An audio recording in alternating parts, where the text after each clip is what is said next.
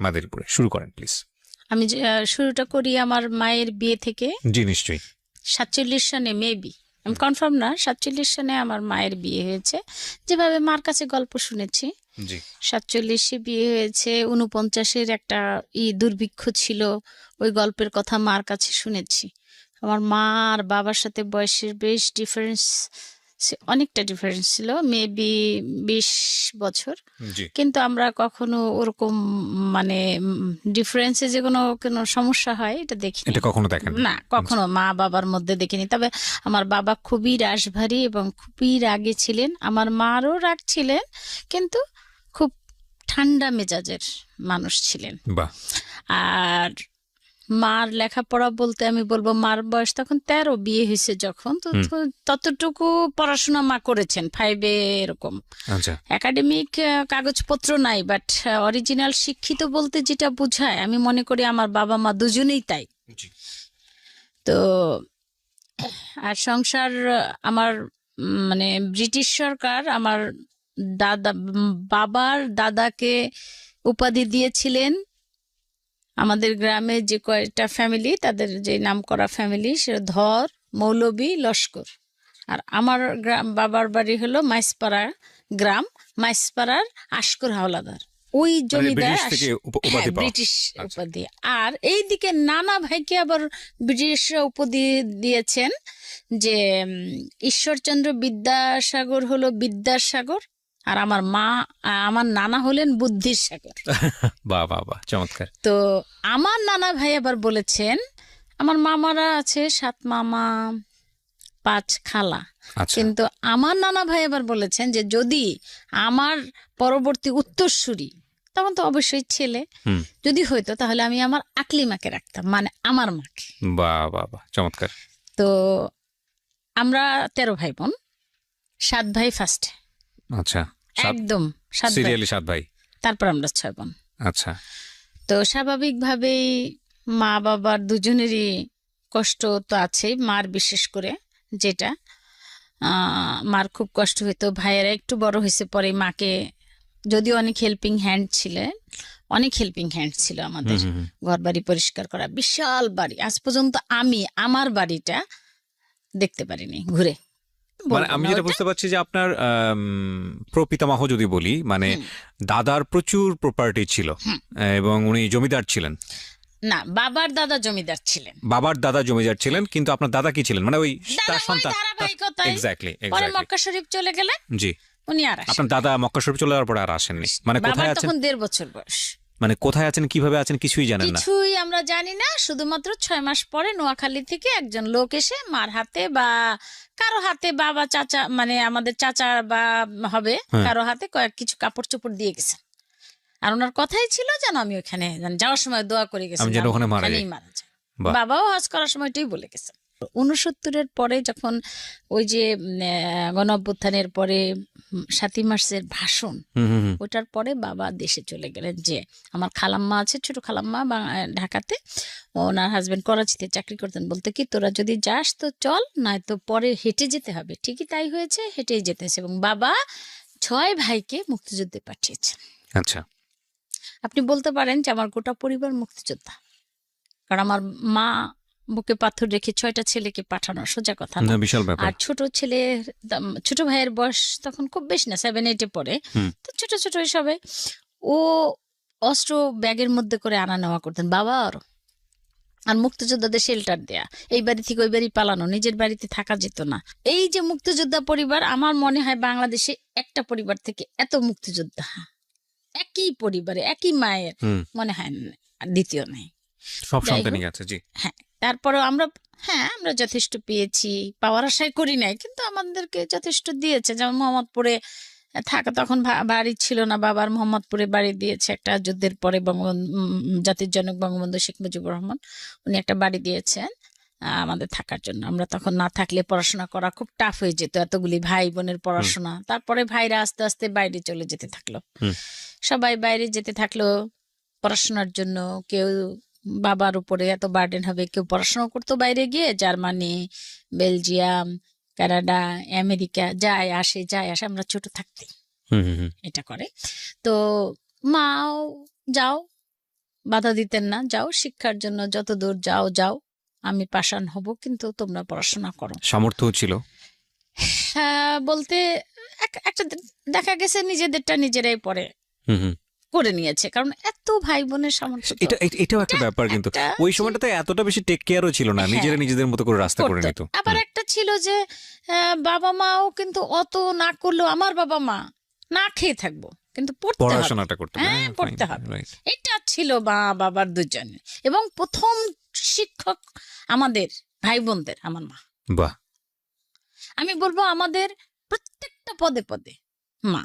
আমি মনে করি 47 সনের মহিলার সাথে আজকে যে বুদ্ধিজীবী, যেমন ওর ভিটিসি ড্যানি আপার সাথে আমি দেখি দুজনের সেম বুদ্ধি, হুম হুম হুম। তখন আমি অবাক হয়ে যাই যে আমার মা কত শিক্ষিত ছিলেন। True, true. তো আমরা সেরকম হইনি। আর একটা কথা হলো, আমরা শেষের দিকে বোনরা অত ব্রিলিয়ান্টও হইনি, ভাইয়ারা যেরকম। হুম। ভাইয়া সবাই খুব বাইরে নাম টাম করেছে, দেশেও ভালো বেশ তারা, কেউ লয়ার কেউ ইঞ্জিনিয়ার। তো এখন যেটা বলতেছিলাম যে আমরা যুদ্ধ শেষ হলো, যুদ্ধ শেষ হওয়ার পরে গ্রামে বাড়িতে এসে মা বাবা দেখলেন আমাদের বাড়িটা 7 জায়গায় পোড়ানো হয়েছিল, আগুন লাগায়, কিন্তু বাড়ি পড়ে নাই। আচ্ছা। তো কোরআন শরীফ মা রেখে গেছিলেন যাওয়ার সময়, যে আল্লাহ কোরআন শরীফ হেফাজতে থাকবে। আমি মাকে খুব জ্বালিয়েছি সেই সময়টায়, ছোট, 71 2 বছর বয়স, 1 ছোট, বছর বয়স। মা শুধু কোরআন শরীফ পড়তেন আর আমি মার বুকের উপরে উঠেই করতাম। তখন আমার মা আমার বড় আপাকে বলছে কি, মা তুমি ছোট, আমার বড় বোন, আমি কিন্তু বোনদের মধ্যে 5 নাম্বার, আর 1 নাম্বার যে বোন তাকে বলছে, মা তুমি ছোট কিন্তু তুমি আমার মেয়ের দায়িত্বটা নাও, ও কি করবে, যাও তুমি মা হয়ে যাও। হুম হুম হুম। তা আমি আপার মেয়ে হয়ে গেছি, আজও ওইভাবে আছি। হ্যাঁ। তো ঢাকা আসার মানে 73 সনে আবার ঢাকা চলে আসলো সবাই। জি। বাবার কাজ কথা হলো যে সবাই তো বেঁচে আসছে ভাইরা, হুম হুম এখন আবার পড়ায় মন্দ, হুম হুম। ওই যে বাইরে যাচ্ছে, বিদেশে যাচ্ছে আসছে, আবার কেউ বাংলাদেশে ব্যবসা করতেছে, লস হচ্ছে, মোহাম্মদপুরের বাসাটা আবার কেউ খোঁচাচ্ছে, এখানে থাকতে পারবে না ওরা, এই সেই করে টোটো, ওইগুলো তো আমি তো বুঝিই না কিছু। আমি আমার কাজ হলো, আমরা 3 বোনে মিলে কখন ওই প্রাইমারি স্কুলে পড়তাম লালমাটিয়া, হুম হুম হুম। তো ওই হাততালি দিবে বান্ধবীরা, তখন আমরা বের হব, কান থাকতো ওইদিকে যে কখন বের হবো। আবাহনী মাঠ সেকেন্ড ক্যাপিটাল ছিল তখন, যে তেজগাঁর ওইদিকে, হুম হুম হুম। ওইদিকে দৌড়াতাম, কিন্তু মাগরিবের আজান দেওয়ার আগে ঘরে আসতাম। আর আমার ইমিডিয়েট বড় বোনটা, ও যা করতাম আমি ওই সাথে সাথে তাই করতাম। জি। আমি একটু বাপের বাড়িতে শান্ত বোকা স্বভাবের মেয়ে, বোকা, এখনো আমার নাম আছে বোকা। আহ, এত ট্যালেন্ট, তো অনেক ট্যালেন্টের মধ্যে। ঠিক আছে, বলেন আপনি আপনার মতো করে। হ্যাঁ। তো একদম রেজিস্ট্রিকৃত বোকা আমি আমার ফ্যামিলিতে। এরপরে আস্তে আস্তে 75 সন আসলো, 76 সন, এরকম আমি লালমাটিয়া প্রাইমারি স্কুলে ভর্তি হলাম, 1-এ ফ্রি প্রাইমারি। হুম হুম হুম। আমরা 6 বোনই ওইভাবেই পড়াশোনা করছি, Lalmatia free primary school, high school, college. আচ্ছা। তো এমন করতে করতে দেখা গেল বোনদের আস্তে আস্তে বিয়ে হলো। আমি যখন ক্লাস 4-এ পড়ি তখন আমার বোনের বিয়ে হলো, বড় বোনের। হুম হুম হুম। তো আমার তো মনে করেন, আমি তো মনে করছি আমার মা চলে গেল, কোথায় যাবে। আহা। আর দুলাভাই যখন আসতো, প্রথম কিছুদিন কাবিন করেছিল, তো দুলাভাই আসছে, পরে একদিন বললাম, আপনার কি লেপ তো শোক নাই, এই আসেন কেন আমাদের বাড়ি, আপনি কি গরিব? তা সে বুঝছে ছোট, কিন্তু এতটা যে অ্যাটাচড আপার সাথে আমি, হুম হুম, এটা আপার বুঝি নাই। এই কোমরের ইসের সাথে আমার এটা এটা বেঁধে রাখতাম, যাতে আপা উঠে গেলে আমি হুম। টের পাই। তো মনে মনে এটাই চিন্তা ছিল, দুলাভাই গরিব ওই জন্য আসে। তো যাক 2 মাস পরে তুলে দিলেন, তো অনেক কান্নাকাটির পর এক সময় তো ঠিক হয়েই যায় স্বাভাবিক। এরপরে মেজ বোনের বিয়ে হয়েছে, সেজ বোনের বিয়ে হলো না, একটু অল্প বয়সী বিয়ে হয় সবারই। আচ্ছা। সবাই আবার বিয়ের পরে পড়াশোনা করে, আচ্ছা, কেউ আচ্ছা। অনার্স করে, কেউ মাস্টার্স এটা করে। তো আপনাদের ওই সময় PhD এটা একটা কালচারই ছিল, সামাজিক ভাবে এটা একটা স্বীকৃতি ব্যাপারই ছিল যে মেয়েদের একটু অল্প বয়সে বিয়ে হয়ে যাবে। হয়ে যাবে, আবার গান বাজনাও আছে, হ্যাঁ, সবকিছুই করছে। সবই করছে। মা যে ওরকম আগের দিনে মানুষ পর্দানসীন, খুব conservative, ওইরকম ছিল না। কিন্তু তার মধ্যে দিয়ে সবই চলছে আমাদের। আচ্ছা আচ্ছা। আমাদের যাতে বাইরে কোনো এন্টারটেইনের জন্য বা বিনোদনের জন্য বাইরে যেতে না হয়, আচ্ছা আচ্ছা যাতে আমরা ঘরের মধ্যেই সবকিছু পাই। আচ্ছা। এটা মারই ছিল, কারণ তখন ওই চাচাতো ভাই, আমাদের অনেক চাচাতো ভাই, মামাতো ভাই, খালাতো ভাই, ফুফাতো ভাই, কেউ অ্যালাউড ছিল না আমাদের বাড়িতে। আমরা যখন একটু বড় হলাম, আচ্ছা আচ্ছা আছে না যে কি হয়েছে, হ্যাঁ অমুকের ছোট বোন, ওরা কেন আসবে, খালাতো বোন মিললে কি হয়, কিন্তু এটা আমাদের ফ্যামিলিতে আমরা কখনো দেখিনি। খালাতো ভাই, মামাতো ভাই, চাচাতো ভাই, কোনো মেলামেশা, ভাই ভাই আছে, ভাই বোন ডিস্টেন্স, ঘোরানো বেড়ানো আছে না ওদের বাড়ি গিয়ে। কিন্তু আমার এক খালার বাড়ি আমরা খুব যেতাম কাফরুলে, ওইটাই সাইকেলে করে। আমার আমার ভাইয়ের নাম মানিক, আসলে সে মানিক, মায়েরও মানিক, আমাদেরও মানিক। তো ওই ভাই কাফরুল যেতেন, ওই কাফরুলে আমরা ভাইয়ের সাইকেলের আগে পিছিয়ে করে যেতাম। তো ওই খালার বাসায় গিয়ে আমরা ভাবতাম আমরা বুঝি এই 18-20 জন ভাই বোন, মানে আমরা এত অ্যাটাচড ছিলাম। তখন ছোট আমরা, তো খালার ছিল 2টা রুটি, একটু লুচি আর সুজির হালুয়া। তো ভাবছিলাম বড় হয়ে অনেকগুলি লুচি খাবো আর সুজির হালুয়া খাবো, এতগুলি। আচ্ছা। সেই স্বাদ আর কখনোই হ্যাঁ মনে আছে আপনার ছোট ছোট ইনসিডেন্ট গুলো? কোথায় গেলি? তারপরে যাই আমরা খেলতাম এই লালমাটিয়ার মাঠে টাঠে খেলতাম। অঞ্জনা রহমান ছিল আমাদের লালমাটিয়া কলেজের পিছনে, আমরা ফাঁক পাইলে ওনার কাছে উকি ঝুঁকি দিতাম গিয়ে দেখবো। নায়িকা অঞ্জনা, হ্যাঁ। আর এরপরে যাই হোক এই করতে করতে বিয়ে হয়ে গেল। তো বড় মেঝো সেজো বোনের বিয়ে হয়ে গেল, সবাই সরকারি চাকরি করে। আচ্ছা।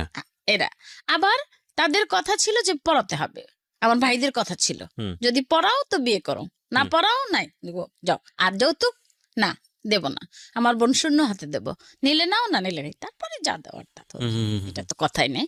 এরপরে সে যে আমার ইমিডিয়েট বড় বোনটার বিয়ে হলো, তার কিছুদিন পর পরে আমার বিয়ের, ওইটা একটু ডিটেলস বলি। আমার দেবর আর আমার কোন ক্লাসে তখন বিয়ে যখন আসছে অফার বা হওয়ার, আপনি কোন ক্লাসে তখন? আমি তখন ম্যাট্রিক পরীক্ষা দেবো, তখন এপ্রিল মে মাসে কিন্তু পরীক্ষা হতো। আচ্ছা। আমি তখন 85। আচ্ছা 85-তে। তো আমি জানুয়ারি ডিসেম্বর মাসে, আমার ভাই আবার জার্মানিতে ছিলেন, ওনার একসাথে এক ফরেনার মহিলা বয়স্ক, খুব বায়োলজি থেকে ডক্টরেট ডিগ্রি করেছেন, উনি রিটায়ার্ডই করেছেন 78-এ। আচ্ছা। তো ওনার সাথে মা ছেলের একটা সম্পর্ক হলো আমার ভাইয়ের সাথে, ভাই আবার খুব মিশুক।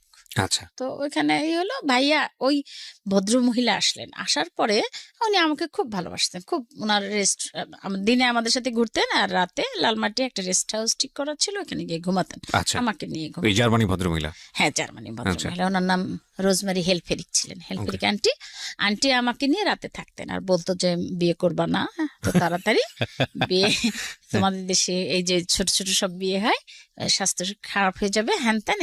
কিন্তু ওই সময় আমাকে যে একজন আমার দেবর দেখে গেছে, আপন না চাচাতো দেবর, বনানীতে আমার ভাইয়ের হলো রড সিমেন্টের দোকান, ওর হলো গ্রিল, আলমিরা, শোকেজ, স্টিলের জিনিস এসবের দোকান। ভাই খুব বন্ধুত্ব হলো। তার শরীয়তপুর, আমাদের মাদারীপুর। কিন্তু ভাইয়া আমরা কোনোদিন মাদারীপুর যেতে পারতাম না, বললেই বলতো কি বই খাতা বাঁধো, চলো ফ্রি স্কুল পড়াই, আমার এত টাকা পয়সা দিয়ে দরকার কি, ভাইরা বলতো। তা আর কোনোদিন মনে মনে ভাবতাম কবে যাবো একটু গ্রাম দেখতে পারি না। রাইট। গ্রামে যারা একটা সময় কাটিয়েছেন তারা খুব মিস করেন, খুবই মিস করেন, ভয়ঙ্কর। কিন্তু আসলে ভাই আমরা মিস করবো কি, আমরা তো দেখিনি। আপনার তো সেই অর্থে মেমোরি নাই। হ্যাঁ 3-4 বছর চলে আসছে। এখন মানে আমাদের ইচ্ছা ছিল যে বিয়ে হলে ইচ্ছা মতো যাবো, কিন্তু সেটা যাই হোক। তারপরে কি হলো? দেবর দেখে গেল। এরপরে কি হলো, আমার দেবর যে, তখন তো দেবর হয়নি, আমার দেবর আর আমার ভাই পাশাপাশি দোকান, দুজনের খুব ভালো সম্পর্ক। তো আমাদের দোকানের যে ম্যানেজার, ওনার কাছে শুনতে পেলেন যে ওনার বোন আছে। আচ্ছা। তো অন্য বোনদের বিয়ে হয়ে গেছে, এই এখন মানে লাইনে। আচ্ছা। তো ওই ভদ্রলোক আসতো, আমি স্কুল থেকে আসতাম কোচিং করে, আসতো, উনি আসলে আমি 3 তলায় চলে যেতাম, 2 তলায় খাবার দাবার শোয়ার আর 3 তলায় আমাদের পড়ার জায়গা। এতটাই বিশ্বাস ছিল ভাইদের যে ওই সাইডে বুয়েটের ছেলে পেলে থাকতাম, আমরা এখানে পড়তাম, ভাইয়াদের কোনোদিন কোনো সন্দেহ হয়নি। কে আমাদের কি বলবে, 7 ভাইয়ের 2টা করে বন্ধু থাকলে তো বাস 14 জন। শুধু চুরি করে পারতাম কি একটু সিনেমা, তাও ধরা পড়ে যেতাম। এই যে শ্যামলী হলে সিনেমা দেখতে যেতাম, ছোট ভাই এসে গান গাওয়া শুরু করতো আমাদের ওই সিনেমার ও, গানটা, মানে বুঝতে তো পারতেন বুঝতে দেখে। পারতাম গেছে। হুম, হুম। বই খাতা লুকাইতো, হাত পা ধরে আবার বই নিয়ে নিতাম, আর পড়বো না। তো ওকে। কি করলো, ওই ওই ওই ভদ্রলোক আসা আর বন্ধ হয় না, কারণ কি ও আমাকে দেখতে পাচ্ছে না। হুম, হুম, হুম। আমি মনে মনে ভাবি, মনে হয় গরিব টরিব হবে, ওই দুপুরবেলা ভাত খেতে আসে। মানে আমার ওকে। মনের ইচ্ছা, আমার বিরক্ত লাগতো। তো একদিন আমার বাসায় যে হেল্পিং হ্যান্ড, ওকে বলা হলো যে তুই আমার ভাই, হুম, তুই আজকে ঘুমাবি। ভাবিকে বললো তুমিও ঘুমাবা, হুম, হুম, তখন সেজো ভাই বিয়ে করেছে। তুমি ঘুমাবা, আমি যা করার আমি করবো। তা আমাকে ডাক দিল, নিল, উপরে উঠো না, আপেল কেটে দাও আর দাও। ব্যাস এইমাত্র ভাত মানে ভাইয়ারা কথা বলার পরে কথা বলার মতো কোনো আমাদের সুযোগ ছিল কোনো না। সুযোগ ছিল না। হ্যাঁ। তবুও মনে মনে বলি, এইমাত্র ভাত খাইলো, এখন আবার আপেল কেটে দেবো, কোত্থেকে আসছে, গরিব মানুষ, থাক খাওয়াই। হুম, হুম, হুম, দিয়ে আমি না, মানে ট্রেটা রেখে একটু তাকাইছে, উনিও দেখে আমার দিকে তাকানো, হুম, হুম, হুম। এই দেখাই। এরপরে আন্টি কিন্তু আছে বাংলাদেশে। আচ্ছা, আমি পড়াশোনা করে আন্টির সাথে সংসদ ভবন গেলাম আমরা সবাই আচ্ছা। বেড়াতে। বেড়ানোর জায়গায় তো সেকেন্ড ক্যাপিটাল, সংসদ ভবন, রাইট, মানিক মিয়া এভিনিউ, এইসব রাইট। জায়গা ছিল, ধানমন্ডি, আবাহনী মাঠ। হুম, হুম, হুম। তখন কিন্তু অনেক প্লে গ্রাউন্ড ছিল ভাইয়া। আচ্ছা। তো হইলো, আন্টি আবার কি করলো, তখন বোধহয় চলে গেল কিছুদিন পরে। হুম, হুম, আন্টি চলে গেল, রাতের বেলা আমরা সবাই মিটিং টিটিং করলাম যে কে কত কান্না আছে কান্না করো, টাঙ্কি ভরে যাক, কালকে আর পানি লাগবে না এসে। তো গেল পরে একদিন এক ভদ্রলোক আসলো, আমরা সংসদ ভবন যাব, প্রায় যেতাম সংসদ ভবন। এক ভদ্রলোক আসলো, তো আমাকে ভাইয়া দেখি কোনো না কোনো বাহানায় বলে, এখন না যাই, পরে যাই, আসো আমরা একটু পরে যাই। আমার ভাইয়া ভাবির নামে রেবু রেবু, আমরা একটু পরে যাই, একটু পরে যাই। তো বিয়ে ভাইয়া, বিয়ে ভালো লাগতো না। আশেপাশে না আমাদের ফ্যামিলিটা খুব সুখে ছিল, এটা সত্যি কথা। বাবা মারও কোনোদিন ঝামেলা দেখি নাই, এরও দেখি নাই, ভাই বোনদেরও দেখি নাই, ভাবি ভাই সবাই খুব মিল মহব্বত ছিল, বোনদেরও তাই। বোনরা মানে আমার ভাবিরা বলতো যে তোমাদের কপাল ভালো, ভাবিগুলাও ভালো পাও, আবার জামাইগুলাও তোমাদের বসে। তা মাঝে মাঝে এরকম করতাম, এখনো করি। ভাবি এখন কি আর বলার আছে, কপাল। হ্যাঁ, হ্যাঁ, হ্যাঁ। তো আমি উপর এখন আর মানে লাস্ট এসে সন্ধ্যা সন্ধ্যা হয়ে যায়, ভাবি বলে কি শোনো আমি চলে যাই, ওরে নিয়ে ও বুঝতে পারবে কিছু। পরে শুনেছি এগুলি। হুম, হুম, হুম। তো নিচে যাচ্ছি, যে আমাদের দোতলায় নামতে যাই, যে বড় একটা সিঁড়ি থাকে না, হুম, হুম, ওই হুম। সিঁড়িটায় দাঁড়ায় এক ভদ্রলোক আমাকে বলে, দাঁড়াইলো, বলে কি নীলু একটু দাঁড়াও। আমার ভাবি বললো, এই এই তো এই ইসমাইলকে চেনো না, ওই যে আমার দেবর, তার বড় ভাই। ঠিক আছে, সালাম দিলাম, কি পড়েন? বলছি, পরীক্ষা দেবো। ও আচ্ছা, বসেন। বলে আমার একটু রাগ রাগ লাগলো, ভালো লাগে না, চলে গেছি, মনটা কেমন একটু কেমন দিল। তো আমাকে ভাবি রাস্তায় কি কি যেন বলে, নীলু বিয়ে টিয়ের কোনো চিন্তা আসে না তোমার? আমি বলছি, কি কি জানি, তোমার চিন্তা হলে আমার চিন্তা, আমি তো আর আমার মালিক না।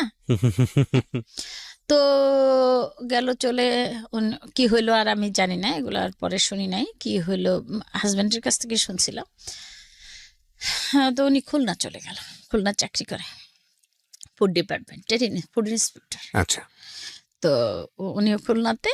তারপরে এটা হলো ডিসেম্বর মাসের কথা, জানুয়ারির আজ রবিবার নাটক হতো, জানুয়ারি মাসে আমরা পরে তো আবার হবে, দেখতে পারবো না, ম্যাট্রিক পরীক্ষা হবে, হ্যাঁ, কোথাও যেতে পারবো না, মেয়ে বোন মিরপুর থাকে। তা আচ্ছা। আমরা একটু বেড়ায় আসি, মিরপুরে গেলাম আজ রবিবার, ওখানে বসে মজা করে দেখবো আমি আর আমার ছোট বোন। ভাইয়াকে বললাম, পরে কেন যেন রাজি হলো, আচ্ছা। কখনো বলতে সাহস পাই না। তখন সেদিন বললাম ভাবি আছে, হুম, হুম, হুম। ভাবিকে বলে, তখন বললো যে ঠিক আছে যাও। পরের দিন সকালবেলা ভাইয়া মোটরসাইকেল নিয়ে হাজির। তো মোটরসাইকেল নিয়ে যখন আসছে, ঘুম থেকে তাড়াতাড়ি উঠছি যে আমাদের নিয়ে যাবে। তো জানি না আমি, আমার যেন মানে মানে কেমন একটা, মানে অদ্ভুত রকমের একটা ভিতর থেকে একটা আসলো যে আমার কিছু একটা হবে। তো ফ্রেশ ট্রেশ হইলাম, ভাইয়ার সাথে যাব বলে, ভাইয়া আমার সাথে কথা না বলে চলে গেল। মেয়ে যাবো বলে কি, চল আমরা যাব, বাসায় যাব, মোহাম্মদপুর যাব। কেন আপা? তখন তো রিক্সায় সব চলতো ভাইয়া, রিক্সায়, দুইটা রিক্সায় মোহাম্মদপুর আসবো। তো আপার মেয়ে হয়েছে কিনা, তখন হয়েছে মনে হয়। তো আপা বলল কি, মোহাম্মদপুর চলো। তা যাবো কেন, মোহাম্মদপুর যাব কেন, আজকে না থাকার কথা। তো বলে কি, থাক চলো। তারপরে গেলাম, বাসার ইটাও থমথমে ভাবটা, হুম, এত ভাই বোন, ভাইয়ের আবার কেউ জয়লখালে থাকে, কেউ ইঞ্জিনিয়ারিং পরে সেখানে থাকে, হুম, কেউ বিদেশে থাকে, বেশিরভাগই বিদেশে থাকে, 3-4 ভাই তখন বিদেশে থাকে। তো মা বাবা গ্রামে। আচ্ছা, আমাকে বললো কি, মেঘলা মেঘলা দিন, কুয়াশা, আগে শীত পড়তো তো অনেক, হুম, তাই না? হুম, এটা হলো জানুয়ারির 12-13 তারিখে হবে হুম, আর হুম, কি। তো আমার দুলাভাই এবার সৌদি আরব যাবে একজন। তো আমাকে বলল কি যে তুমি হলুদ মরিচ, তখন তো গুঁড়া করতেই হবে, ইমার্জেন্সি বলতে কিছু নাই, গুঁড়া করাটাই ইমার্জেন্সি, কেনার ই নাই। তা আমাকে বললো কি এগুলো একটু পারো তো চুলার উপরে দিয়ে, কেবল গ্যাস তখন মনে হয় নতুন নতুনই আসা, দিয়ে একটু হালিমকে দিয়ে তুমি ভাঙাইও, হুম, টাকা টুকা দিয়ে। ভাবিরা কোথায় চলে গেল, আমার ছোট বোনও গেল। তো রাতে আসলো, অনেক রাতে। হুম, তো আসলো পরে আমি ছোট বোনকে জিজ্ঞেস করলাম কি কোথায় গেছিলি রে তোরা? তো বলে কি, আমার ছোট বোন কান্না, আমাকে ধরে অনেক কান্না করছে। কি হয়েছে? বলছে তো ওকে না বিয়ে, তোর না বিয়ে। হ্যাঁ, আমি বললাম আমার বিয়ে? তো কিছু বলিনি, চুপ করে শুয়ে থাকলাম গিয়ে। পড়ায় আর মন বসলো না। আমার পড়ার রুমে একটা বিছানা ছিল, ওখানে গিয়ে শুয়ে থাকলাম। শোয়ার পরে আমার বোন গেল। এরপরে কি হলো, ও আমরা ড্রয়িং রুমে আসলাম। হুম, আমাদের অনেক গেস্ট থাকতো ভাইয়া, হুম, বাপের বাড়ির থেকে, ওটা হাতে রাখো, বাপের বাড়ির থেকে অনেক গেস্ট, গ্রাম থেকে অনেক গেস্ট আসতো, অনেক। তো মাঝে মাঝে এরকম পাড়া দিয়ে উপরে শুইতাম, এরকম এরকম করে খুঁজতাম হুম, যে জায়গা কোথায়, হুম। ওকে। কোথায়। তো আম, ভাবিদেরও কিছু করার ছিল না, হ্যাঁ, হ্যাঁ, লোক আছে ওরা রান্না করবে, তোমার কি। ভাইদের রাইট, এই কথা ছিল, রাইট, বাবা মা। তা হুম, বাবা মা এখনো কিছু জানে না। হুম, তা আমি শুয়ে আছি, তোমার ছোট বোন বলে কি, জানিস লোকটা কেন ভালো লাগে না, বস।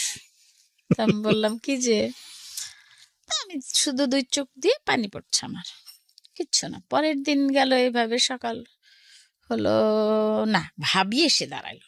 ভাবি বলে কি, নীলু আমার দিকে তাকাও, তাকাও, নীলু আমার দিকে তাকাও। আমি তাকাই না, আসতে চোখে পানি।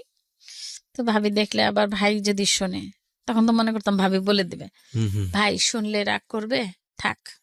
তো আস্তে করে চোখের পানি টানি মুছে তাকাইলাম, দেখি চোখ টোক ভাবি লাল। দেখি ভাবির গায়ে গয়না ভর্তি। মাই গুডনেস, কেন? আমি বললাম কি ব্যাপার ভাবি? বলে কি, দেখো কেমন লাগে। আমি বলছি, গয়নার আমি কি বুঝি? তো বলে দেখো না কেমন। আমি বলছি তোমার সব গয়না পড়ছো? হুম, না, আরো আরো ভাবিদের গয়না ছিল, মার গয়নাও পড়ছো? বলে কি না, এগুলি না তোমার। হুম, তা আমি বললাম আমার? কেন? বলে কি, কি জানি, তোমার দাদু আজকে কিনলো, আমরা ভাইদের দাদু বলি,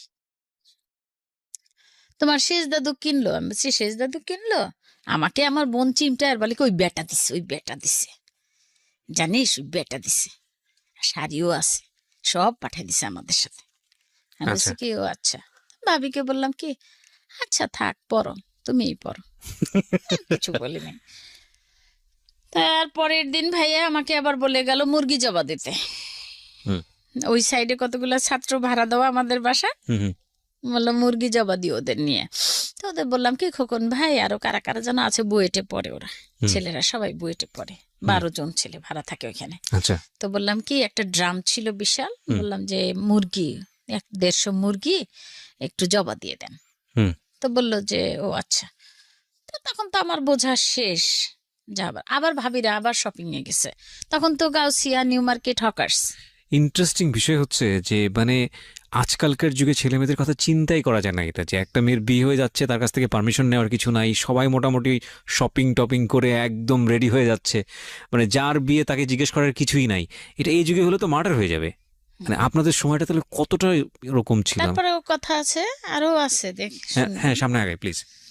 তো আমাকে বলছে, আমি কিন্তু তাকে ফার্স্ট দেখছিলাম ওই যে হুম, হুম, সংসদ ভবন যাব, জি, আর কখন সিঁড়ির গোড়ায়। সিঁড়িতে। তা তো ভালো লাগে, হ্যাঁ, সোয়েটার পরছে একটা, ভালো লাগে নাই, হুম, হুম, তার কোনো স্মার্টনেস নাই, তে বুড়া, তো কি মানে সে ঢাকা ইউনিভার্সিটি থেকে সোশিওলজিতে মাস্টার্স করা। আর আপনি তখন ম্যাট্রিক পরীক্ষা দিয়েছেন মাত্র। জি। এখন আমাকে বলে যে ও পরের দিন আবার শপিং টপিং করে আচ্ছা ওই যে তারা এখন আজকে আবার আমাদের শপিং, আচ্ছা। মানে কালকে করছে ওদেরটা, আজকে আমাদেরটা, হুম। আমরা কি দিবে না দেবে। ভাবি আর আসেনি আমার কাছে, চুরির মাপ ছোট বোনও গেছে সাথে। তো আমি আজকে মুরগি জবা দিতে আসতেছি, তখন প্যান্ডেল ট্যান্ডেল টানাবে উপরে, দুইটা ছাদ মিলে। তখন কি ছিল ভাইয়া, আপনি দেখেছেন কখনো বিহারীদের বাড়ি? আমি মোহাম্মদপুরে এক গিয়েছি। ওয়ালের মধ্যে দুটো থাকে, আচ্ছা। মানে মানে দরজা করলেই এই রুম, এই বাসা থেকে ওই বাসায় যাওয়া ও যায়, আচ্ছা আচ্ছা। আবার লাফ দিয়ে 5টা বাসায় যাওয়া যায়। আচ্ছা আচ্ছা। আমরা যেতাম, মানে ছাদের উপর দিয়ে হ্যাঁ লাফতে হ্যাঁ, লাফতে। এই সাইড থেকে এই সাইড। আচ্ছা আচ্ছা আচ্ছা। তো ওইটা ওয়াল ছিল, হুম। দরজা করা ছিল 25 নম্বরে আর 26 নম্বর, আমাদের 26, এই 26 জাকির হোসেন রোড, জি মোহাম্মদপুর। জি। আর ওইটা ছিল 25। এই দুইটা এক করে প্যান্ডেল টানায় ওইখানে খাওয়াবে। ওই ছেলেরাই সব করলো, লোকজন আনা যা কিছু ওরা করলো, পরে ভাইয়া হয়তো পেমেন্ট করবে।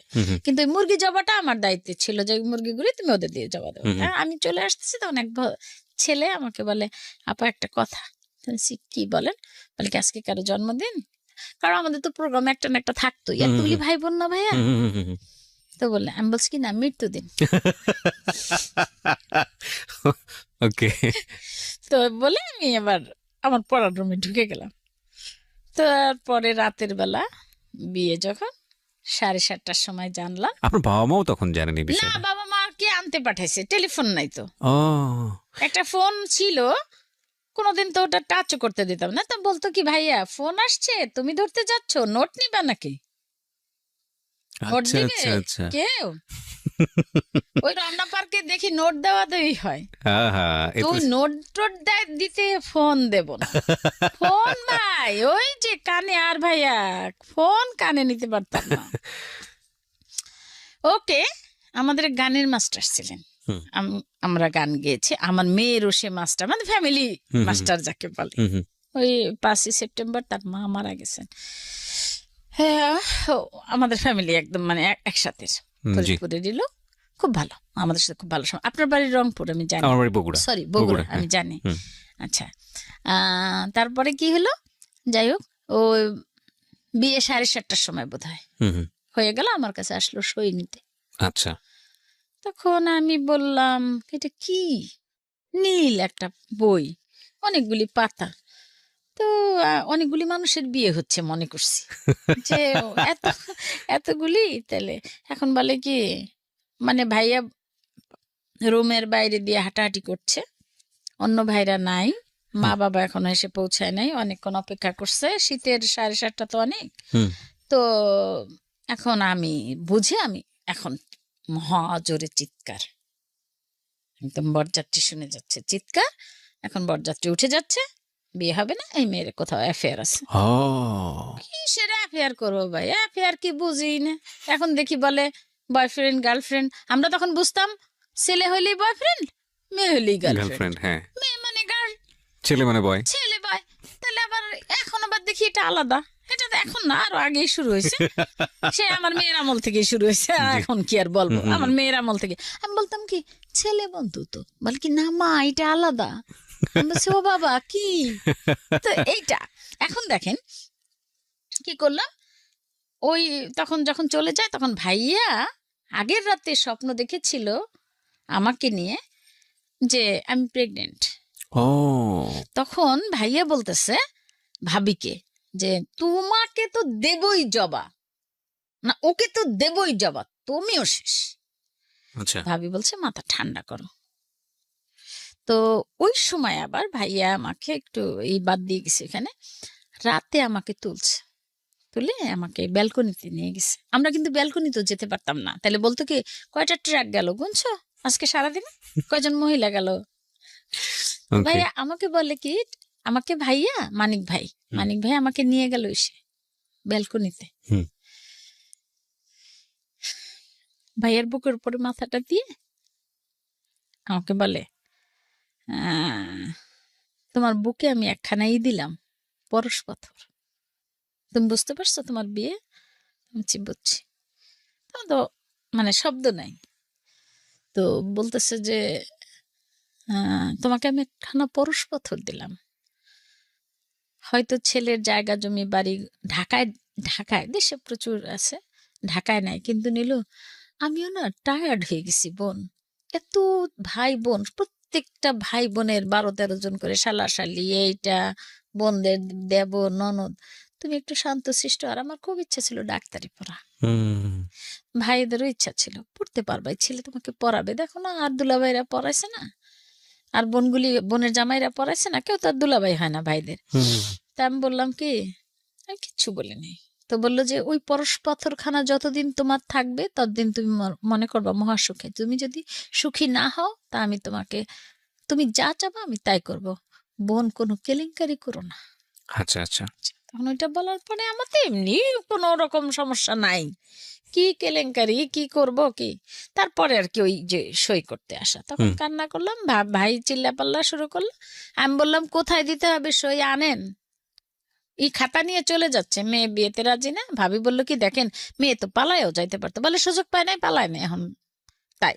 তারপর আমি বললাম এই ভাবি অত গন্ডগোলের কি দরকার, দাও সই দেই, কোথায় সই দিতে হবে দাও। দিলাম, সই দিয়ে দিলাম দুই জায়গায়। আর কবুল বলতে হয়, জোরে জোরে কবুল বলছি, তাও শুনছে বরযাত্রী। তারপরে পালা হলো, শাড়ি টাড়ি দিল, গয়না টয়না তো আগেরই দেওয়া, তখন তো পার্লার টার্লারের দরকারও ছিল না, নিজেরা যাইতাম নিজেরাই না। সাথে স্নো টনো দিয়ে ফোটা ফোটা দিত। হ্যাঁ, ও কি ও দেয় নাই, দিতে দেয় নাই, কানতে কানতে শেষ ভাইয়া, চোখ দুটাই ফুলে উঠছে। তারপরে বান্ধবীরা কেউ কিছু জানে না, বলি নাই লজ্জায়, ও। বুঝছেন। এক বান্ধবী মানে তার ইচ্ছা বুয়েটে পড়বে, আমি ডাক্তারি পড়বো, এখনো তারা আছে ওরকমই। হুম হুম হুম। তো বলতাম যে যদি আজকে বাবার মেয়ে হইতাম তাহলে বিয়ে দিত না, ভাবি কি বললাম জিত করে। হুম। আর ভাইয়ের বোন তো তাড়াতাড়ি জায়গা খালি করে, তো হুম। আমরা থাকলে তো অসুবিধা হয়, রুম নাই। তো যাই হোক হইলো, আমাকে নিয়ে গেল সবার সামনে দেখানোর জন্য, এরকম বসলাম গিয়ে, তো নজরটা গিয়ে পড়লো সেই ভদ্রলোকের দিকে। তার দিকে সালাম যখন দিলাম, ভাইয়া বলে সালাম দাও সবাইকে, আসসালামু আলাইকুম দিলাম, দেখি ওনার দিকেই নজর। তা আমি বুঝলাম কিভাবে, সে আমার দিকে তাকায় আছে, আমি বুঝলাম যে এছাড়া আর কেউ না। বিয়ে করার পরের ঘটনা, মাই হ্যাঁ, গুডনেস। আচ্ছা। তখন এই 1:30টার দিকে বোধহয় মা আর বাবা আসলো। হুম হুম হুম। মা বাবা আসছে, আমি কিছু করি নাই, কান্নাও করি নাই, ধরিও নাই মাকে, কিছুই না। হুম হুম। ভিতরে একটা চাপা অভিমান। ভিতরে চাপা ক্ষোভ দুঃখ যেটাই ছিল, আসলে মানে এখন মনে হয় আহা ভুল করছি, কেন মাকে জড়াইলাম না, অত সুখের একটা হুম দিনে হুম আমার। হুম। তো ও বোনরা কেউ আসছে কেউ আসে নাই, হুম হুম। মাই নাই, মাই আসে নাই, তার ভাই বোন কে হুম বুঝলেন। হুম হুম। তো বিদেশে কে যাবে কে দেখবে কে করবে, ওগুলা নিয়ে কারোই নেই এখন। হলো, বিয়ে হয়েছে, খাওয়া দাওয়া হয়ে গেল, যখন কবুল বলার আগ পর্যন্ত আর কেউ খায় নাই, যে বলা হলো সবাই উপরে কি প্যান্ডেল টানানো, এখানে খাওয়া দাওয়া করে বেশ 8:30টায় মা আসলো। 9:30টার সময় আমাকে আমার হাজবেন্ডকে দিয়ে বাসর ঘর সাজালো, আমার রুম যেটা ছিল আমার আর আমার ছোট বোনের, হুম হুম ওই হুম। রুমে বাসর ঘরে আসলো। আমার ভাবি আর আমার হাজবেন্ড কি কথা বললো জানি না। তো আমি বললাম যে আপনি কি আমার বাবার বাড়ি থেকে, আমার বাবার বাড়ির অনেক সম্পদ দেখে নিয়েছেন আমাকে, এটা প্রথম কথা। প্রথম কোশ্চেন। প্রথম প্রথম কিছুক্ষণ চুপচাপ ছিলাম, না ভাইয়া গহনা তো ওজন, ওই গহনা পড়তে পারি না, ওইগুলি খুলি, আর সব টাকায় আছে, সবগুলি ফুটা করে টাকায় আছে। ওই সাইড দিয়ে একটা দরজা আছে আমার, আচ্ছা। আমার রুম দিয়ে একটা দরজা আছে বাইরে যাওয়ার। তো সবার চিন্তা, ভাইও একটু টিপ দিছে, দেখো। তো সবার চিন্তা হলো যে আমি যদি ওখান দিয়ে বেরোই যাই। তা আমি যখন সব খুলতেছি, আমি আবার বলছি আমি ওকে। আমি এগুলি খুলি, আমার না এত ওজন লাগতেছে আর অস্বস্তি। ওই মানে 17ই জানুয়ারি আমি ঘেমে যাচ্ছি। তো বলে, আমি বলছি এগুলো আমি খুলবো, জিজ্ঞেস করি না কি, আমি তো বুঝি না যে তার পারমিশন লাগে কিছু।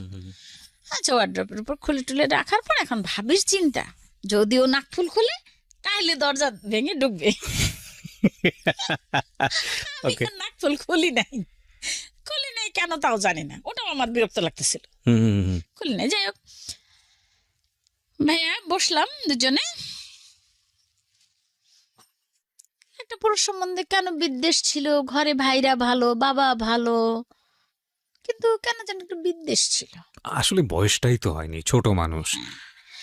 এখন ওই ভদ্রলোক এত ভালো, এখন তো আমার স্বামী হুম হুম হুম এত ভালো, আমি জিজ্ঞেস করলাম কি আমি একটা কথা বলবো?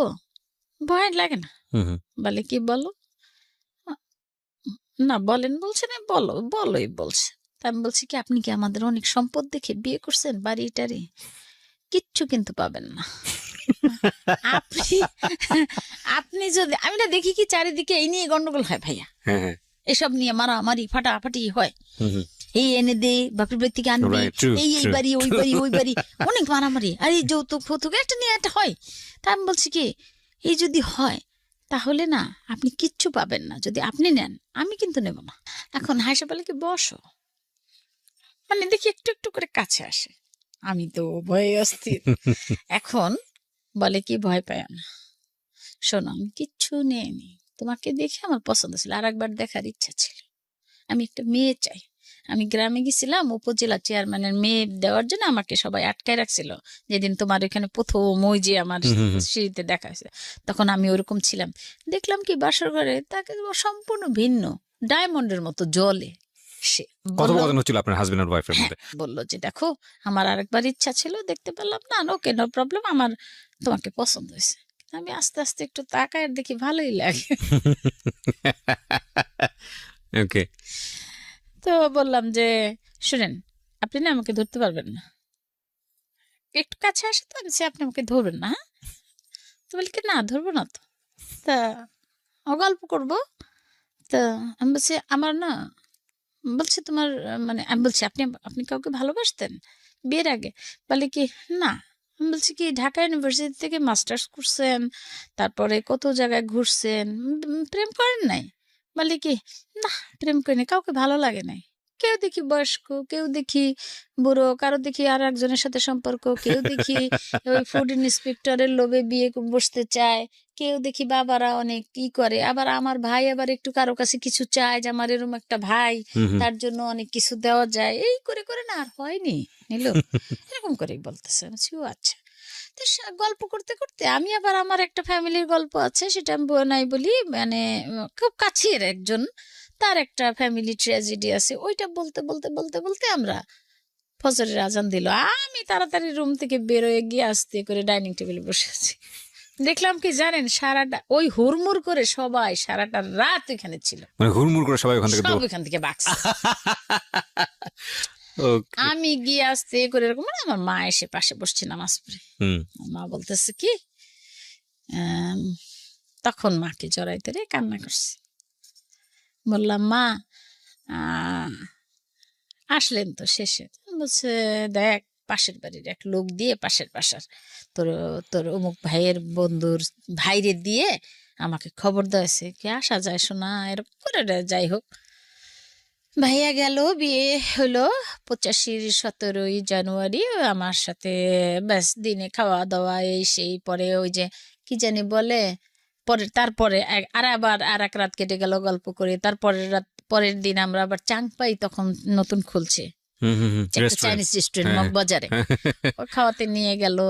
তারপর আমি অনেক গিফট পেয়েছিলাম, টাকা, আচ্ছা। সব টাকা, তা আমি না দিয়ে দিচ্ছি আমার হাজবেন্ডকে, সে খুব খুশি হয়েছে, তার আমার টাকা শেষ, গ্রাম থেকে লোকজন আসছে না, হুম হুম হোটেলে রাখছে, হুম হুম। তার টাকা শেষ হয়ে গেছে, সে খুব খুশি। কি হয়েছে, ভালোই হয়েছে, বউটা তো ভালোই বেশ। তা আমরা সিনেমা দেখলাম, চাংপাই রেস্টুরেন্টে খেলাম, তারপরের দিন এরকম করে 5 দিন। মনে মনে বলে কি যায় না কেন, আমি পড়বো কখন, আমার তো পরীক্ষা সামনে। হুম। সেই আবার বললো নিল আর এবার আর বেশি থাকবো না, পরের বার এসে থাকবো। মনে মনে করতে আসিসই না। তো আচ্ছা ঠিক আছে, আমাদের সে চলে গেল। ফার্স্ট আমাকে একটু আদর করে গেল, এই ফার্স্ট আমাকে সে ধরলো, আমিও কিছু বললাম না, ভালোই লাগছে। এই চলে গেল তো সে খুলনা গেল, ফোন করতো, এখন ফোন ধরতে অসুবিধা নেই, এখন সব অনেক ফ্রিডম। এখন বলে ফোন ধরলে কথা না বললে বলে কে, বলে দাদু আমি, আচ্ছা দাদু বলে, হুম। বলে কেউ আচ্ছা নিলু, আচ্ছা তুমি ধরো এখন থেকে ফোন। আমি বলি পড়ি তো, 3 তলা থেকে আসবো, ফোন ধরবো, তো বলে প্যারালাল লাইন দেই। আমি বলছি, না না না না, দরকার নাই। যাই হোক ভাইয়া 21শে ফেব্রুয়ারি আবার এসে সে আমাকে নিয়ে গেল এই ইসে, হুম হুম হুম। বলে ভাইয়াকে নিয়ে গেল খুলনা, কোয়ার্টার পেয়েছে, আচ্ছা। Officers quarter. তো নিয়ে গেল খুলনাতে, আমার লাইফ শুরু হলো। এই কয়দিন আমরা নতুন আলাদা। একটা জীবন। কিন্তু আমি কলেজ থেকে, স্কুল থেকে এসে খুঁজতাম, দূর থেকে বারান্দায় দেখা যেত নতুন কোনো কাপড় হুম হুম শুকা দিল কিনা কেউ। হুম হুম হুম। তো তাকে খুঁজতাম মনে মনে, ভালো লাগতো, খুব মায়া লাগতো। আসতো, দেখতাম, মানে গল্প একটা করতাম। জিনিস যেটা হচ্ছে যে আপনার লাইফে প্রেম এসছে আসলে বিয়ের পরে, হ্যাঁ হাজবেন্ডকেই ভালোবাসা, হ্যাঁ সেই আপনার জীবনের সবচেয়ে স্বপ্নের পুরুষ বা মনের হ্যাঁ মতো মানুষ। জি। হ্যাঁ। এবং আমি দেখলাম যে এত ভালো হয়, ভাইয়াদের তো রাগ আছে, ভালো ভাইয়ারা কিন্তু রাগ আছে কেন যেন, তাকে মনে হইলো মানে এত ঠান্ডা, এত ভদ্র, এত এত অমায়িক, এমন মানুষ হয়। তারপরে যাই হোক, আমি তাকে যাওয়ার সময় শুধু, সে যখন আমাকে আদর করছে, আমি বলছি তুমি ভালো অনেক না, শুধু এতটুকুই বলেছি। তারপরে হাসলো, হাসলে মনে হয় কি মুক্তা ঝরতো তার মুখ, তার দাঁত এমন ছিল, বাবা। মানে ডায়মন্ড বসানো ছিল মনে হয়। তো ওইগুলি সব আমার মানস পটে আঁকা, আর ভালো লাগে না পড়াশোনা। বই খুলি, তারে দেখি। হুম হুম কলেজে যাব, 5 টাকা ভাড়া রিক্সায়, হুম। 10 টাকায় উঠে যাই, আসবো 15 টাকায় উঠে যাই, কারণ যদি গিয়ে দেখি একটা নতুন লুঙ্গি ছড়ানো, লুঙ্গি ছড়ানো বলতে আসলে? লুঙ্গি, সে এসে গোসল করবে না, আচ্ছা আচ্ছা। গোসল করলে বারান্দায় লুঙ্গিটা দিবে, ওকে। তো হ্যাঁ। নতুন লুঙ্গি কার হবে, ও মানে সেই মানুষটা আসছে এরকম একটা। এরকম আচ্ছা ওকে। আমি মানে আশা করতাম যে সে সে চলে আসবে। চলে আসবে। তো যাই হোক, আসার আগে বলে নাই। 21শে ফেব্রুয়ারি আমি আমার বোন সিনেমা দেখতে যাচ্ছিলাম, হুম পথে আমার নজর তো এটা হুম হুম দেখছি, স্কুটার ছিল তখন, হুম হুম। স্কুটারে একটু দেখেছি। আমি বলছি আপা রিক্সা ঘোরা, বোনদের বলছে, মেজো বোন, হুম ও হুম। রিক্সা ঘোরা। আমি বলছি কেন, হচ্ছে আসছে। হ্যাঁ, আপা বুঝে গেছে। এসে দেখলাম আমরা, সে উঠতেছে, আমরা উঠি মোহাম্মদপুরের বাসায়। হুম। তো বললো কি আমি নিয়ে যাও, একটু খারাপ লাগলো, ভালো লাগছে, যাবো কিন্তু পরীক্ষা। বললো কি এসে পরীক্ষা দিবা, আমার এখানে পড়বা। ভাইয়া নিয়ে গেল অনেক, এর মধ্যে কিছু কাহিনীগুলো বলার দরকার নেই। সে গিয়ে সে আমাকে পড়াইতো, আচ্ছা। সে পড়াইতো রাত জেগে, সারাদিন চাকরি করতো, আবার এসে রান্না, একটা মহিলা রেখে দিল হেল্পের জন্য কোয়ার্টারে, সব কাজ আস্তে আস্তে ভাইয়ার মানে হয় টাকা টুকা দিছিল টিভি টুবি কেনার জন্য, একটা টিভি আনলো ঘরে, তারপরে ফ্যান ট্যান কি যাবতীয় একটা সংসার সাজাতে যা লাগে টুকটুক করে একটু একটু আমরা বাইরে গিয়ে গিয়ে কিনে নিয়ে আসতাম, থালা বাসন, মানে একটা লুসনি থেকে শুরু করে হুম সবকিছু হুম কেনা হুম লাগলো। হুম হুম। তো আর একটা মহিলা ঠিক করলো, ও কাজ করে দিয়ে যায়, মাছ কুটে টুটে দিয়ে যায়। একদিন আমি, ও আসে নাই, মাছ করছিলাম, তো এখান দিয়ে মাছ হাত ফেরে গেছিল, ইঞ্জেকশন লাগছে দেয়া। তো ভাই বোনের মধ্যে ভাইরাই তো কাজ করছে, কাজ করিনি। তারপরে ওই দিনের পর থেকে সেও প্রতিজ্ঞা করলো যে আর কাজ করবা না, শেষ, মানুষ রাখলো। আর মাছে এমন পানি দিতাম, আলাদা ঝোল জাল দিতে হতো। আলাদা ঝোল ঝাল দিতে। ও, মাছ তুলে রেখে হ্যাঁ হ্যাঁ। ঝোলগুলি জাল দিয়ে কমো, কারণ মাছ থাকলে তো সিদ্ধ হয়ে সে যাবে। গলে যাবে। লাউ লাউ পানি দিতাম তুলি। তো 2 দিন দেখে আমাকে আবার ওই মহিলা খুব আদর করতো, বলতো বউ বউ বলে ডাকতো। হুম আমি হুম। আবার বলতাম কি, চাচি আমার না ই নাই, শ্বশুর শাশুড়ি নাই, আমার না বউ শুনতে ইচ্ছা করে, আহ, তুমি আমাকে বউ বলো। তো বলতো যে বউ এই লাউ এখন সরান, লাউ উঠান, এরকম করে যায়। এই করতে করতে ভাইয়া, আমি পরীক্ষা দিলাম, ঢাকা আসলাম, পরীক্ষা ওই শনি আরো 2 ভাই বিয়ে হয়েছে আমার, হুম হুম আরো হুম 2 ভাই বিয়ে করছে। কারণ সত্যি কথাই ভাই, আমাদের তো এতগুলি ভাই বোন, একটু তো সরাতেই হবে, স্পেস লাগবে না। না, নিশ্চয়ই নিশ্চয়ই। তারপর ছোট বোনটা পড়তো 8-এ তখন আমার বিয়ের সময়। হুম হুম হুম আর তারপরে এ বিয়ে করলো, হুম আরেক ভাই বিয়ে করলো জুনে, হুম আরেক ভাই বিয়ে করলো 28শে নভেম্বর। হুম। তো আমি সবগুলিতে অ্যাটেন্ড করতে পারলাম না। জুনে যে ভাই বিয়ে করছে সে সময় আমি ঢাকাতে লালমাটিয়ায় পরীক্ষা দিই, আচ্ছা। তখন তো ওই যে এপ্রিলে শুরু হইতো পরীক্ষা, জি। তো প্র্যাকটিক্যাল দিতে আর ইচ্ছা করে না, চলে যাব তার কাছে, প্লেনে আসতাম যশোরে। তা যাই হোক কোনো রকম দিলাম, সেকেন্ড ডিভিশন পেলাম। তো বললাম আমার এনাফ। আবার লালমাটিয়াতেই ভর্তি করলো যে তুমি তো লালমাটিয়া যাবাই, মানে ঢাকা যেতেই হবে, লালমাটিয়ায় ভর্তি হও। ইন্টারমিডিয়েট পাশ করলাম 85, 86, 87, 1 বছর বোধ হয় 87-তে। 88-তে গিয়ে আমার মেয়ে আসলো আমার পেটে। আচ্ছা, আসলো আপনার 88-তে, প্রথম সন্তান। প্রথম মেয়ে। সে ভাই, তো অনেক কষ্ট হলো মেয়ে। যাই হোক মেয়ে হওয়ার পরে মেয়েটা হয়তো অনেক মানে 12 পাউন্ড ওজন হয়েছিল, নর্মাল। তো সেই দিনে তো আর সিজার সহজে করতো না। তো ইচ্ছা ছিল ঢাকায় টিএ চৌধুরীর কাছে, কিন্তু সে বলতেছে না আমার বেবি আমার কাছে হবে, তুমি কি বলো? আমি বলছি আমারও ভালো লাগে না, তোমার কাছেই থাকবো। খুব আদর করতো ভাইয়া। মনে হয় যেন কি বলবো, মানে আমার ভাবিরা বলে যে কি বলবো, যে মাথায় করে রাখবো না, ননির পুতুল বলতো। নীলু হলো ননির পুতুল। আসলে আমি এত চঞ্চলে যে এখন এত কথা বলি, কথা বলতাম না। ওই যে বললাম যে বাপের বাড়িতে রেস্ট্রিগিত বোকা ছিলাম, কথাও নাই। ওই বোনরা যা করতো ওই দেখে দেখে তাই করতাম, নিজের কোনো মতামত নাই। পড়াশোনাটা করতাম খুব, পড়তে কাজ না করে পড়তাম, যদি কাজে বলতো দৌড়াইতাম পড়তে। তো ওই যে আহ্লাদটা পেয়েছি ওইখানে গিয়ে একটু হয়েছি, একটু জেদি হয়েছি, একটু রাগী হয়েছি। এখন দেখি কিছুটা অত্যাচারও করি হাজবেন্ডকে, কারণ ওই যে এটা স্বাভাবিক, যেটা প্রশ্রয় পাইলে যা হয় আস্তে আস্তে। কিন্তু মেয়েটা পেটে আসলো পর থেকে রাগটা বাড়লো, তো বুঝতে পারে, মনে করছে কিচ্ছু খেতে পারতাম না, নাক দিয়ে সব বেরোয় যেত, মুখ দিয়ে রক্ত এসে যেত, স্যালাইন ট্যালাইন দিয়ে। যাই হোক হইলো মেয়েটা, এত বড় মেয়ে, ডাক্তার বাদশাহ মিয়া, উনিও ভালো গাইনিকোলজিস্ট। মা ছিলেন 29 দিন আমার কাছে। আচ্ছা। এই প্রথম মেয়ে কোনো মেয়ের বাড়িতে, আমার বাবা পছন্দ করতেন না কোনো মেয়ের বাড়িতে থাকা। তো বলছে যে মেয়ের কেউ নাই, আপনি আমাকে যেতে দেন ওর কাছে। তারপরে মা 29 দিন থাকলো। তারপরে বাচ্চাটা হওয়ার পরেও 9 দিন আমি ক্লিনিকে ছিলাম। তখন, এখন তো সিজারেই 3 দিন থাকে, তখন 9 দিন ছিলাম। অনেক কষ্ট হয়েছে, অনেক। এবং আমার হাজবেন্ড পরে ড্রেসিং সব নিজে করছে, আমার যা কিছু ড্রেসিং করার। আমার মা আসার সময়, আমার মা চলে আসবে, তখন বলে মা শোন, আর বেবিটা পেটে থাকতে এগুলি এরকম এরকম করতো, শীত। তো রাতে আমার হাজবেন্ড এগুলি সারা রাত বসে বসে চাপতো।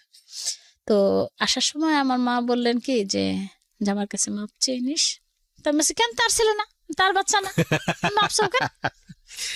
যদি মারাঠারা যায় আর কি, কাস্টমস ছিল সে সময়। আবার বলতেছে আমার হাজবেন্ড শুনছে, তো বলে মা কি বলে, আমি সে তোমার কাছে মাপ চাইতে বলে কি মা ও যে কষ্ট করতেছে, মা ওর তো আমার ইচ্ছা হয় নিয়ে ঘুরি মা। Very gentleman. একটা কথা বলি এখানে, এতক্ষণ শুনছিলাম খুব অবাক হয়ে। টু বি অনেস্ট, কোনো হাজবেন্ড যদি তার ওয়াইফের কাছ থেকে এরকম সার্টিফাইড হয় যে he is a very good man, তাহলে আমার মনে হয় যে এর চেয়ে বড় সার্টিফিকেশন আসলে আর কোনো কিছুই নাই। Vice versa. এবং হাজব্যান্ডের কাছ থেকেও যদি ওয়াইফ এই রিকগনিশনটা পায় যে আমার ওয়াইফ অনেক ভালো মানুষ, এটা আমাদের খুবই কম শোনা যায়। আমাদের জীবন গল্পে দেখবেন যে এই জিনিসটা একেবারেই রেয়ার। ম্যাক্সিমাম প্রবলেমই হাজব্যান্ড অ্যান্ড ওয়াইফের মধ্যে। তবে আমরা খুব অবাক হই, আমাদের জেনারেশনের আগের জেনারেশনরা বা তার একটু আগের জেনারেশন, কি রেসপেক্ট, কি ভালোবাসা, কি সম্মানবোধ, কত কিছু শেখার আছে এনাদের কাছ থেকে। চমৎকার, অতি চমৎকার শুনছি, মন্ত্রমুগ্ধের মতো শুনছি। বলেন। এখন হইলো কি, ও হইলো ব্যাস, মাও চলে আসলো, মেয়ে হইলো স্বাভাবিক নিয়মে যা হবার তাই হয়। তবে এখানে একটা অস্বাভাবিক কিছু হয়েছে, যেটা আমার মেয়ে মানে বুট হয় না, এমন করে বুট হয় নাই, সে বসে গেছে। তারপরে হামা দেয় নাই, সে দাঁড়াইছে। মানে আমি একটা জিনিস খুব বেশি বিশ্বাস করি যে আল্লাহ পাক কিছু দেন, কিছু নেন। তবে যদি কিছু নিয়ে থাকেন তবে ভালোর জন্যই, আর দেন তো দেন। তবে যত, আমি মনে করি এটাও আমার দৃঢ় বিশ্বাস যে আমরা যত গুনাহ করি তত শাস্তি পাই না, আর যত সওয়াব করি তত শুকর আদায় করি না। এখন আমি জানি না আমার সাথে মত কিনা, যাই হোক এই করতে করতে আমার আবার ওর সাথে হাসতে খেলতে, ও মানে একটা পুতুল যেন ঘরে ঘোরে, 7 মাসে হাঁটে, কথা বলে দ্রুত সব।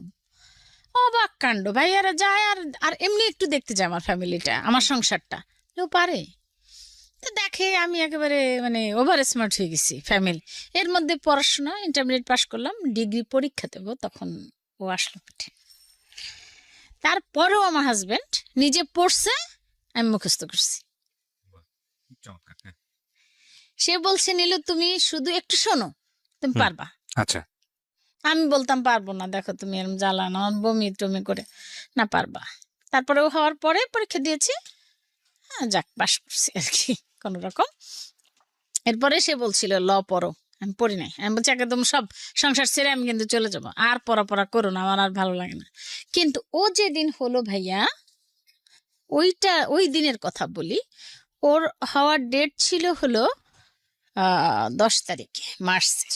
আচ্ছা, এখানে আমি একটু ইন্টারাপ্ট করছি। মানে আপনি যাকে আজকে স্টুডিওতে নিয়ে এসেছেন, আপনার ছেলে, তাকে অ্যাড্রেস করে আপনি বলছেন, উনি হচ্ছে ওনার সেকেন্ড চাইল্ড, এবং ওনাকে নিয়েই আসলে আজকের এই গল্পটা, মূল গল্পটা। কিন্তু আমার মনে হয় এই ঘন্টাখানেক সময় ধরে অন্যরকম একটা উন্মাদনার মধ্যে, অন্যরকম একটা সুইট মেমোরি, অন্যরকম একটা অসম্ভব সুন্দর একটা টাইম আমরা পাস করেছি। আমরা এবার একটু অন্যরকম গল্পের দিকে এগোবো। আপনার সেকেন্ড চাইল্ড, আপনার ছেলেটার নাম একটু যদি বলেন। ফেরদৌস শাহরিয়ার তন্ময়। হ্যাঁ, তুমি বলবা, তন্ময় তুমি না? পরে বলো। আচ্ছা তুমি পরে বলো। আচ্ছা, ফেরদৌস শাহরিয়ার তন্ময়। হ্যাঁ, ফেরদৌস শাহরিয়ার তন্ময়, এখন বয়স কত আপনার? এখন 27। 27 বছর বয়স। তো তন্ময়ের 27 বছর আগের গল্প, যখন সে পেটে ছিল মায়ের, সেই সময়ের গল্প আমরা শুনছি। জি, বলুন বলুন। আসলে ও পেটে থাকতে যে সিমটম গুলি আমার ছিল, মেয়ে পেটে থাকতে সেম সিমটম। জি। কোনো কিছু গন্ধ সহ্য করতে পারতাম না, বমি করতাম, ও যখন হবে তখনও বমি। হুম।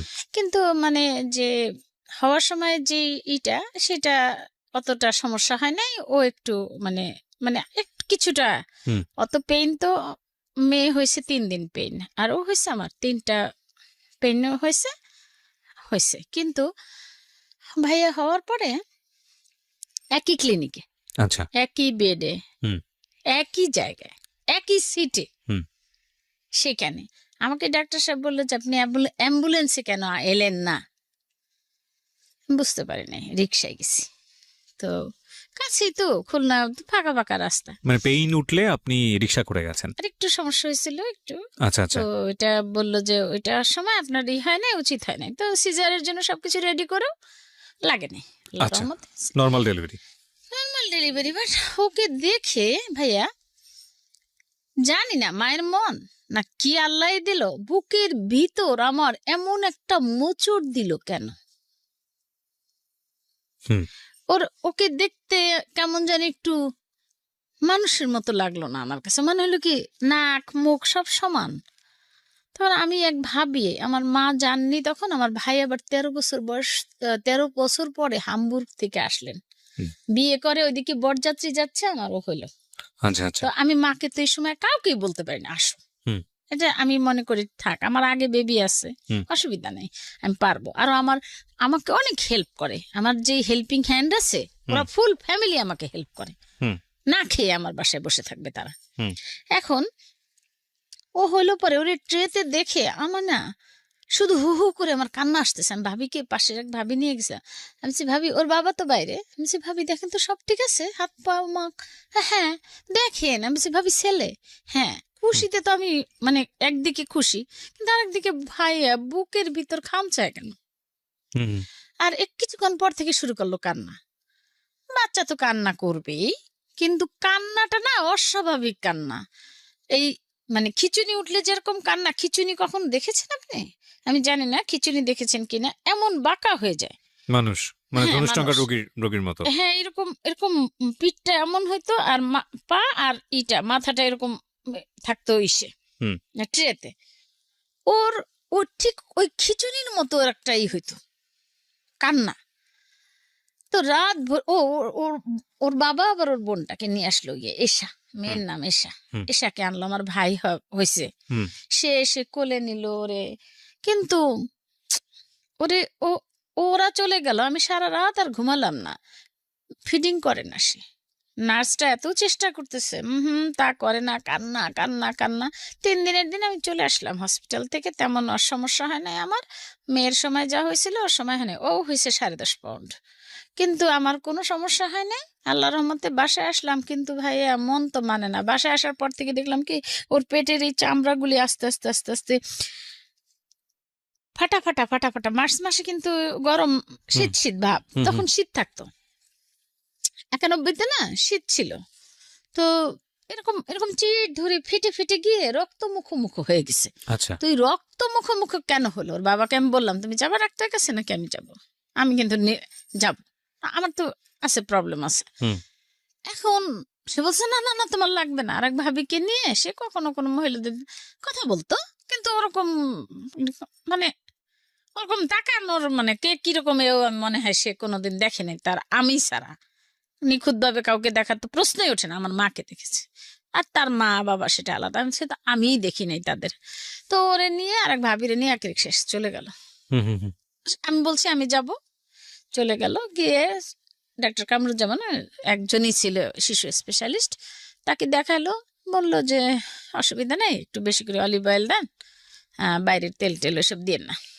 হুম। আমি তো মানে আমি ছেলে হবে আমি জানতাম না, কিন্তু আশা করছি একটা ছেলে হইতো তাহলে আমি পরে আর বাচ্চাটা নিতাম না, দুইটা মানুষ করি। এই তো যাই হোক, ছেলে ওই ওই কিন্তু আমি ওর ভিতরে কোনো স্বাভাবিক কিছুই দেখি না। সারা রাত চিৎকার করে।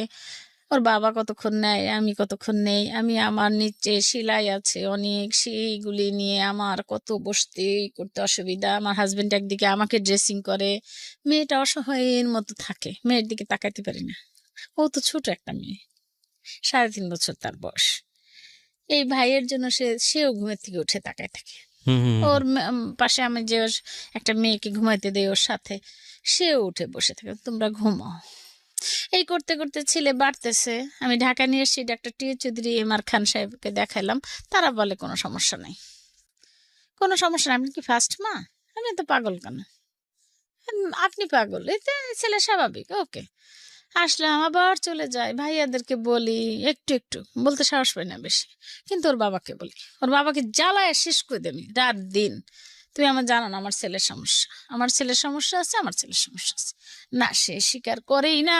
সে বলে যে কেউ স্বীকার করে না। সে বলে দেখো নীলু, তুমি করো না, সমস্যা আছে, তুমি কি করবা করো, আমার যতটুকু অ্যাবিলিটি আছে তুমি তাই। ভাইয়া ফুড ফুড ইন্সপেক্টর, সে সময় তো বিয়ে দেওয়ার জন্য মানুষ পাগল, কিন্তু আসলে কিসের জন্য পাগল সেটাও জানি। ছেলে ভালো, পড়াশোনা, ঘর ভালো, বাড়ি গাড়ি, মানে ঢাকায় বাড়ি না থাকলে গেছে, অনেক ধন সম্পদ, কিন্তু আসলে হলো ফুড ইন্সপেক্টর, মনে করে না জানি কি, কত টাকার খুব হয়, হ্যাঁ। অনেস্ট। হুম।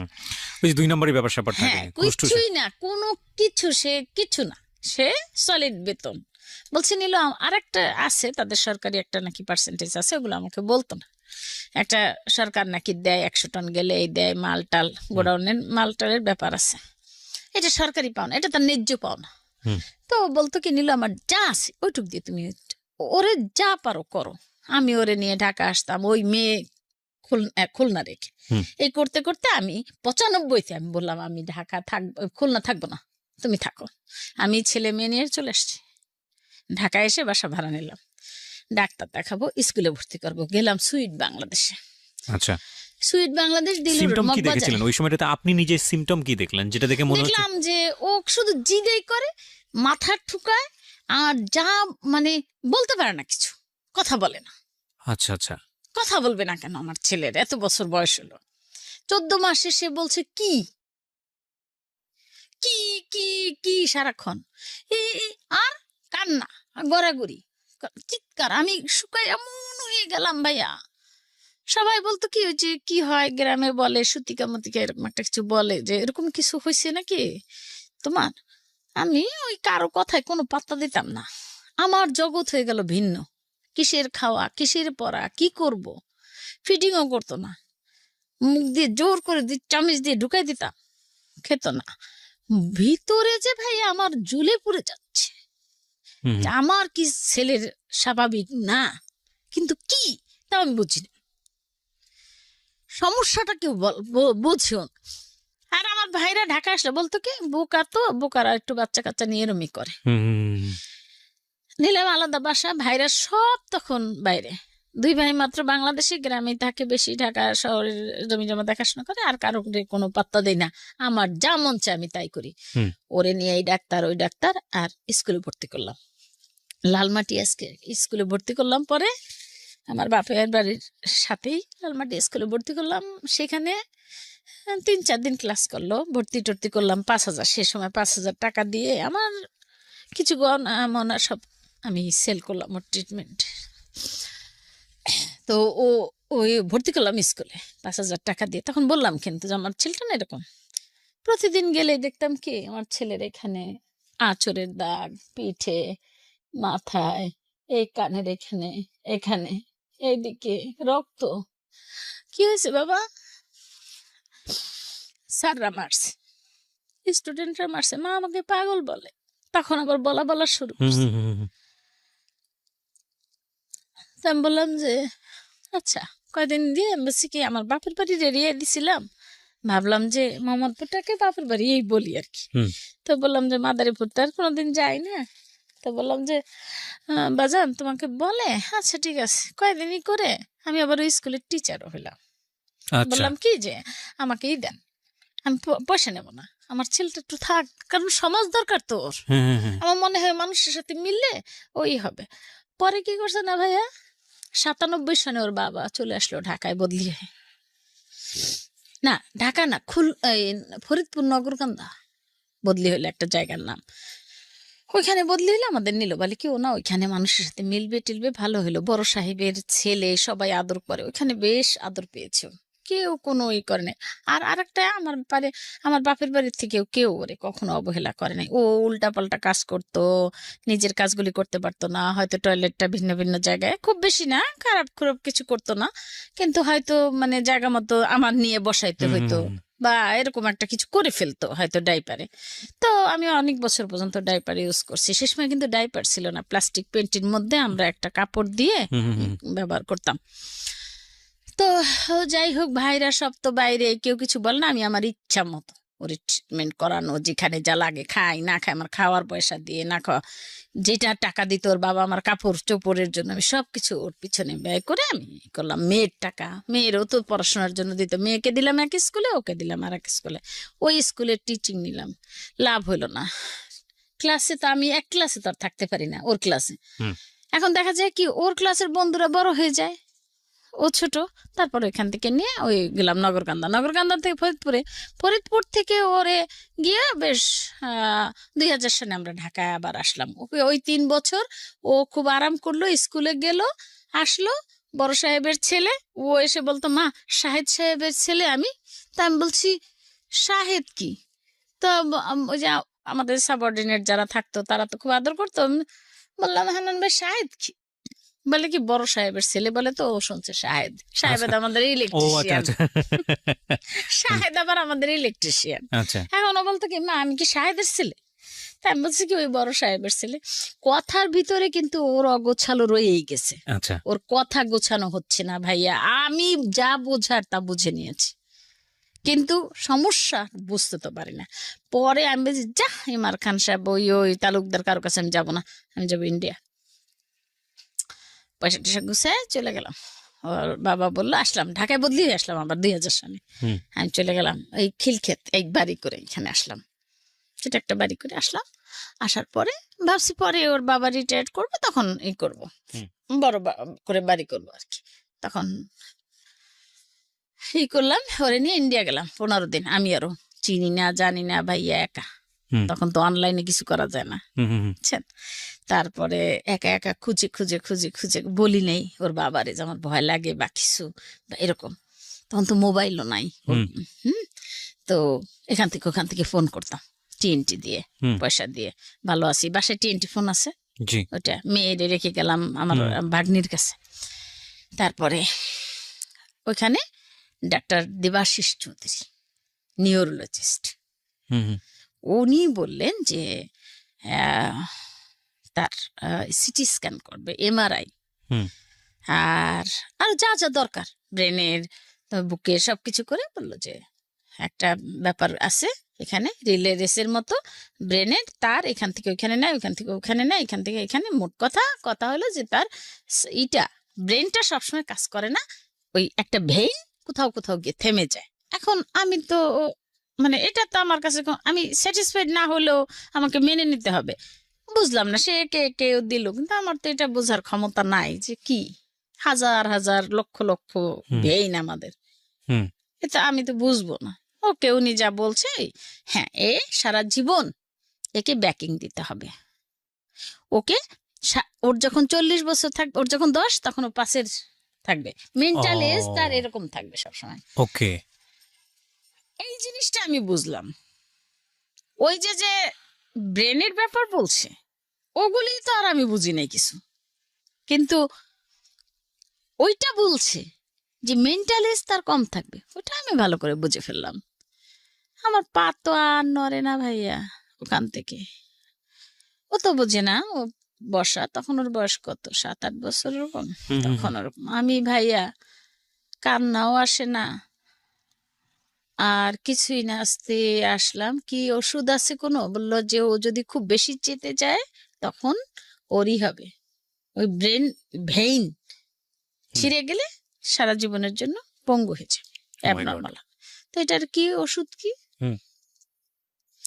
এটার ওষুধ হলো একটা অক্সিটেল, একটা ওষুধ দিল, যে এটা একমাত্র মানে ইন্ডিয়াতেই পাওয়া যায়। হুম। তো কি করা, ওখান থেকে এতগুলি ওষুধ নিয়ে আসলাম, সারা বছরের নিয়ে আসলাম, দেখি না খুব বেশি কাজ। আসলাম বাংলাদেশে, দিলাম এই স্কুলে সেই একই অবস্থা, আর পাশের স্কুলে দিলাম ওই অবস্থা। একটা লন্ডন ইন্টারন্যাশনাল স্কুলে স্পা মিনারেল ওয়াটারের মালিক ছিলেন উনি, গুলশানে, ওনার কাছে গেলাম, যে লন্ডন ইন্টারন্যাশনাল স্কুলের মালিক, ওনার কাছে গেলাম, আপা আমার এই সমস্যা, আমার বাচ্চার পড়া লাগবে না, আমাকে একটা সমাজ দেন। তখন আমার মেয়ে বোধহয় ম্যাট্রিক পরীক্ষা দিল না, কিরকম হবে। তারপর আমি বললাম, আপা আমি কি করবো, ও আর ওর বাবা বাইরে বাইরে চাকরি করে, হুম। ঢাকায় না, আসলেই কাপড়টা চেঞ্জ করতে পারবে না, চট করে চলো এটা কিনে।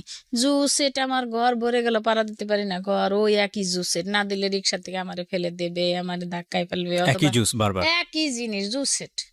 একদিন কি করলাম, আমি আর আচ্ছা। আমার মেয়ে বুদ্ধি করে ওইগুলা নতুন একটা প্যাকেটে দিলাম, বুঝে গেল। ওকে। বুঝে গেছে, বলছে মা এগুলো আগে, এই বালতি বালতি ভরে আমার বাসায় যে মেয়েটা ছিল, হ্যাঁ। ও বাড়ি গেলে নিয়ে যেত। কি করব, কত রাখবো, জায়গা নাই তো, রাখতে ফার্নিচার রাগারাগি তো করতে দেওয়া যাবে না, না দিলে আবার রাগ তো করতেই পারবো না, তাহলে তো আমার খবর আছে। তো আমি সবসময় একটা কথা বলতাম যে দেখো, তুমি এসো না, মেয়েটাও এসো না। আমার মেয়েটা যদি কাছে আসে আর ও যদি উল্টা পাল্টা জায়গায় একটা চর থাপ্পড় দেয়, আমাকে যায়, আমি মরে যাই, কিন্তু তোমারে দিলে কামাই করে খাওয়াবে কে, ওর চিকিৎসা করবো কি দিয়ে? হ্যাঁ, হ্যাঁ, হ্যাঁ, হ্যাঁ। আর মেয়েকে দিলে মেয়েটা জীবন পঙ্গু হয়ে বিয়ে হবে না, হুম, হুম, হুম। একদিন বলবে মা তোমার এক সন্তানের জন্য দুইটাই শেষ, মা তুমি আসো না। ও তো আসতো মায়ায়। যাই হোক, মেয়েটা ম্যাট্রিকে পেল, তখন গ্রেডিং পদ্ধতি শুরু হলো। হুম, হুম। তারপরে ওরে নিয়ে ওরকম দৌড়াদৌড়ি এই করতে করতে করতে এই স্কুল, লন্ডন ইন্টারন্যাশনাল স্কুলে দিলাম। হুম। আপাকে বললাম, আপা, একজন প্রিন্সিপাল, আপা আমার ছেলেটার পড়ালেখা লাগবে না, আপনি শুধু ই করেন। তো ওনার কয়েকটা স্কুল, একটা গুলশানে, একটা হুম। কোথায় উত্তরা, আর একটা ধানমন্ডি। তো বললো যে আপনি উত্তরা যেহেতু খিলকাত, উত্তরা দেন। তো উত্তরা দিয়ে ওকে ডে কেয়ারের মতো দিলাম। যখন ওকে দিলাম ভাইয়া, ওকে যখন স্কুলে দেওয়া শুরু করলাম, কয় 5-7 দিন পরেই শুরু হলো আবার সেই একই। এখানে গিয়ে দেখতাম লাল হয়ে আছে। মানে শিক্ষকরা অত্যাচার করতো নাকি বাচ্চা কাচ্চারা অত্যাচার করতো? শিক্ষক বাচ্চারা সবাই, বাচ্চারা বলতো পাগল, টিচাররা মারতো, ওদের সাথে বনিবনা করে থাকতে পারিস না কেন, ওদের সাথে কেন। এখন আমি তো বলেই দিয়েছি যে ওরা যা পারবে ও পারবে না, তারা ফোরে হুম, হুম, হুম। ফোরে ভর্তি করি। সেই আমরা একসময় পড়াশোনা করেছিলাম, আমি জানি না আপনি একটু শুনছেন কিনা, যে একটা তৈলাক্ত বাঁশ হ্যাঁ, হ্যাঁ, আমি দিয়ে নিজেও পড়েছি বানর উঠলো, পাটিগণিত। হ্যাঁ। নিচে নেমে যেত, আবার তো মনে মনে জিদ হইতো, বাট নিচে নামে, বানরটা নিচে নামে কার, এই তেলেই দেয় কেন। তো হ্যাঁ। ঠিক সেরকম আমার ছেলের অবস্থা। আমি মনে মনে ভাবতাম যে ও তো ওরকম ফোরে উঠবে আবার নিচে নেমে যাবে, এটা বলেই দিয়েছি। তার মা ভাইয়া প্রতিদিন, আর এ তো ভালো লাগে না। এরপর একদিন গিয়ে শুনলাম কি, দুপুরবেলা শুয়েছিল, রেস্ট নিয়েছিল, একটা মেয়ে নাকি ওকে একটা বাজে কাজ করছে। তারপরে এটা কে বললো? ও আচ্ছা, ও বলতে বলছে। পারতো বিষয়গুলো কি? হ্যাঁ, বলছে। বলার পরে আমি চিন্তা করলাম যে এই কথা যদি বলি, কোন দিন বলবো, যেদিন আমি আমার ছেলেকে নিয়ে যাব। কারণ এটা বললে আলটিমেটলি ওকে বলবে যে আপনি নিয়ে যান। এক্স্যাক্টলি। এবং চিন্তা করেন কি পরিমাণ টেকনিক্যাল হতে হয়েছে। এই বিষয়গুলো আজকে খুব মনোযোগ দিয়ে শুনবেন, কারণ আমরা বিশ্বাস করি যেহেতু উনি মা, ওনার জায়গা থেকে স্যাক্রিফাইস, মা তো মাই, আমি সবসময় বলি অনুষ্ঠানে, আমি জানেন এটা হয়তো বা রিলিজিয়নের জায়গা থেকেও স্বীকৃত, একটা সন্তানের জীবনে বা একটা মানুষের জীবনে সবচাইতে সর্বোত্তম উপহার হচ্ছে তার মা। এবং আম, মার জায়গা থেকে একটা সন্তান যাই হোক না কেন, আর কেউ না থাকুক, মা থাকবে, এটাই সত্য। কিন্তু আমাদের সমাজে সবকিছু মিলিয়ে একটা মানুষকে, একটা বাচ্চাকে বড় হতে হয়। এবং এই যে ওনার যে ফাইটটা বা আজকে যে গল্পটা আপনার শোনা শুরু করলেন মাত্র, আমি বিশ্বাস করি বাংলাদেশের অসংখ্য মা এরকম ডিফারেন্টলি, যারা অ্যাবল, আমরা বলি ডিসেবল, আমরা বোঝার জন্য বলি প্রতিবন্ধী। তো এই যে কমিউনিটিটা আছে, ইটস আ লার্জ কমিউনিটি সারা ওয়ার্ল্ডে, বাংলাদেশেও একটা বৃহত্তর কমিউনিটি, বিভিন্ন শ্রেণীতে বিভিন্ন পর্যায়ে আছে। তাদের যে ফাইটটা, সেটা আমাদের জানা জরুরি, নইলে আমাদের সমাজের যে পারসেপশন, আমাদের সমাজের যে দৃষ্টিভঙ্গি, সেটা চেঞ্জ হবে না। এবং সেটার জন্য আজকের এই অনুষ্ঠানটা ক্ষুদ্র হলেও একটা বড় ভূমিকা রাখবে আমি মনে করি। জি বলুন, তারপর কি করলেন? তারপরে আমি ভাবলাম, যেদিন ওইটা ও বললো যে মা আমার সাথে ও এরকম খেলা করছে, তখন আমি বললাম যে কে? প্রিয়াঙ্কা। ওর এখনো মনে আছে সে নাম। এখন আমি নিচে বসে ভাবলাম যে আজকে আমি যদি বলি তাহলে আমাকে নিয়ে যেতে হবে, আর নাই বলি তাহলে এই জিনিস হতেই থাকবে। এটা কি তখন ছিল, ক্লাসমেট ছিল নাকি কোনো টিচার না, ছিল? সে বড় ছিল, ক্লাস 5-6 এর মতো হবে আচ্ছা, মেয়ে। ওকে, মেয়েটা অ্যাডাল্ট মোটামুটি, ওকে, বোঝার কথা, ওকে। এই জিনিসটা বোঝে সেটা। তখন আমি কি করলাম, পরের দিন বাসায় গিয়ে এসে চিন্তা ভাবনা করে ওর বাবাকেও বললাম না, ওর বাবা নাই কাছে। তখন কেবল মোবাইল শুরু হয়েছে, দুইজনে দুইটা মোবাইল নিয়েছি, হুম। আমিও, আমার হাজবেন্ডও 20 ফোন তো আছেই। হুম। তো তা আমি কি করলাম, ওকে পরের দিন যে ব্যাগ নিলাম না, গিয়ে আমি আর প্রিন্সিপালের সাথে হাজার চেষ্টা করেও আর দেখা পেলাম না তার। জাপা আমি এই বলেছিলাম, এখন এই হলো। তা একটু ভাবছি আসার সময় বলে আসি, পারলাম না বলতে। আমাকে বলে টিচাররা, পাগল ছাগল ছেলে মায়ের কাছেই রাখতে হয়। তখন আমি বললাম যে দেখেন, যখন ভর্তি করছিলাম তখন তো এই কথাটা বলেন নাই। তা আমি কে ভর্তি করছি? আমি বলছি, আপনাদের হেড যে, তার কাছেই তো আমি গিয়েছি, ওই গুলশান শাখায়। তো সেই তো আমাকে ট্রান্সফার করছে এখানে, না হলে তো আপনারা নিতেন না। পাগল হোক ছাগল হোক, আমার ছেলে মেয়ে আমি বুঝবো, কিন্তু আপনি যদি না নিতেন তাহলে তো আমি জোর করে দিতাম না আপনাকে ভাইয়া। বলে আমি তাকে নিয়ে বলছি, আজকে শেষ, আমি আর ই করবো না। তবে আপনি আপনারা যে লাঞ্চের পরে ছেলে মেয়ে এক জায়গায় দেন, এটা দিয়েন না, এটা ঠিক না। এটা বলে আমি ওইখানে ওর তোষক রইলো, তারপর বিছানা বালিশ সব রেখে, কারণ আমি ওইটা আনতে গেলে আমাকে 5 কথা শোনাবে, ওই ধৈর্য আমার নাই। একদিকে ছেলের কথা আর একদিকে এইটা, মেয়ে থাকে, মেয়েটা সুন্দরী, আমার মেয়েটাকে দেখেন ছবিতে, খুব সুন্দরী মেয়ে, আল্লাহর অশেষ রহমতে। এখন আমি এই মেয়ে রেখে যাই, এই আমার এক টেনশন। ওকেও আমি আবার এখন উত্তরায় মাইলস্টোন এসে ভর্তি করে দিলাম কলেজে। এখন ওই ওই দুজনকে নিয়ে যাই, এখন ওরে নিয়ে যাই সাথে, আর মেয়েকে নিয়ে যাই। মেয়েকেও তো আমার পাহারা দিতে হবে, আর মেয়ের সাথে আমার আমার একটা অভ্যাস আছে, আমি আমি ওই কলেজের বা স্কুলের স্যারদের সাথে খুব কমিউনিকেট করি। আচ্ছা, ভেরি গুড। হ্যাঁ, আমি সব সময়, এটা আমার একটা মানে ব্যাড হ্যাবিট বলুক যাই বলুক, না এটা ভালো তো, আমি কমিউনিকেট অভিভাবক করি। হিসেবে খুবই ভালো। হ্যাঁ, আর তারা বিরক্ত হোক যা হোক, একবার না করি আর একবার করি, যখন বুঝি না এই টাইমে এই টাইমে এই টাইমে, টাইম বুঝে বুঝে করি, আচ্ছা, যে কোন টাইমে ক্লাস নাই বা এরকম আর কি। যাই হোক, হুম। তো আমার সাথে গোপনে একটা স্যারদের সাথে সম্পর্ক থাকতো। হুম। ওই সম্পর্কটা যে মেয়ে ক্লাসে আজকে 5 মিনিট দেরি করছে বা আসে নাই, আচ্ছা, এটা আচ্ছা, একটা থাকতোই। তো এরকম আর কি। যাই হোক, তো মেয়েটাকে আস্তে আস্তে আমি আবার একটু ই করলাম, আমি আর আমার হাজবেন্ড ওর বাবাকে বললাম, দেখো ছেলে তো বুঝতেই পারলা এরকম, হুম। এখন বলো আমি মেয়েকে কি বিয়ের ব্যবস্থা করব? ও আমরা আমেরিকা যাওয়ার জন্য, তখন ভাইরা আমেরিকায় চলে গেল, ভাবলাম ওই এই দেশে তো কোনোদিন এরকম হবে না কিছু, তা আমি বাইরে চলে যাই। আমেরিকার যাওয়ার জন্য আমরা সবাই প্রিপারেশন নিচ্ছেন। প্রিপারেশন নিয়ে আমেরিকা এম্বাসি ফেস করলাম, হুম।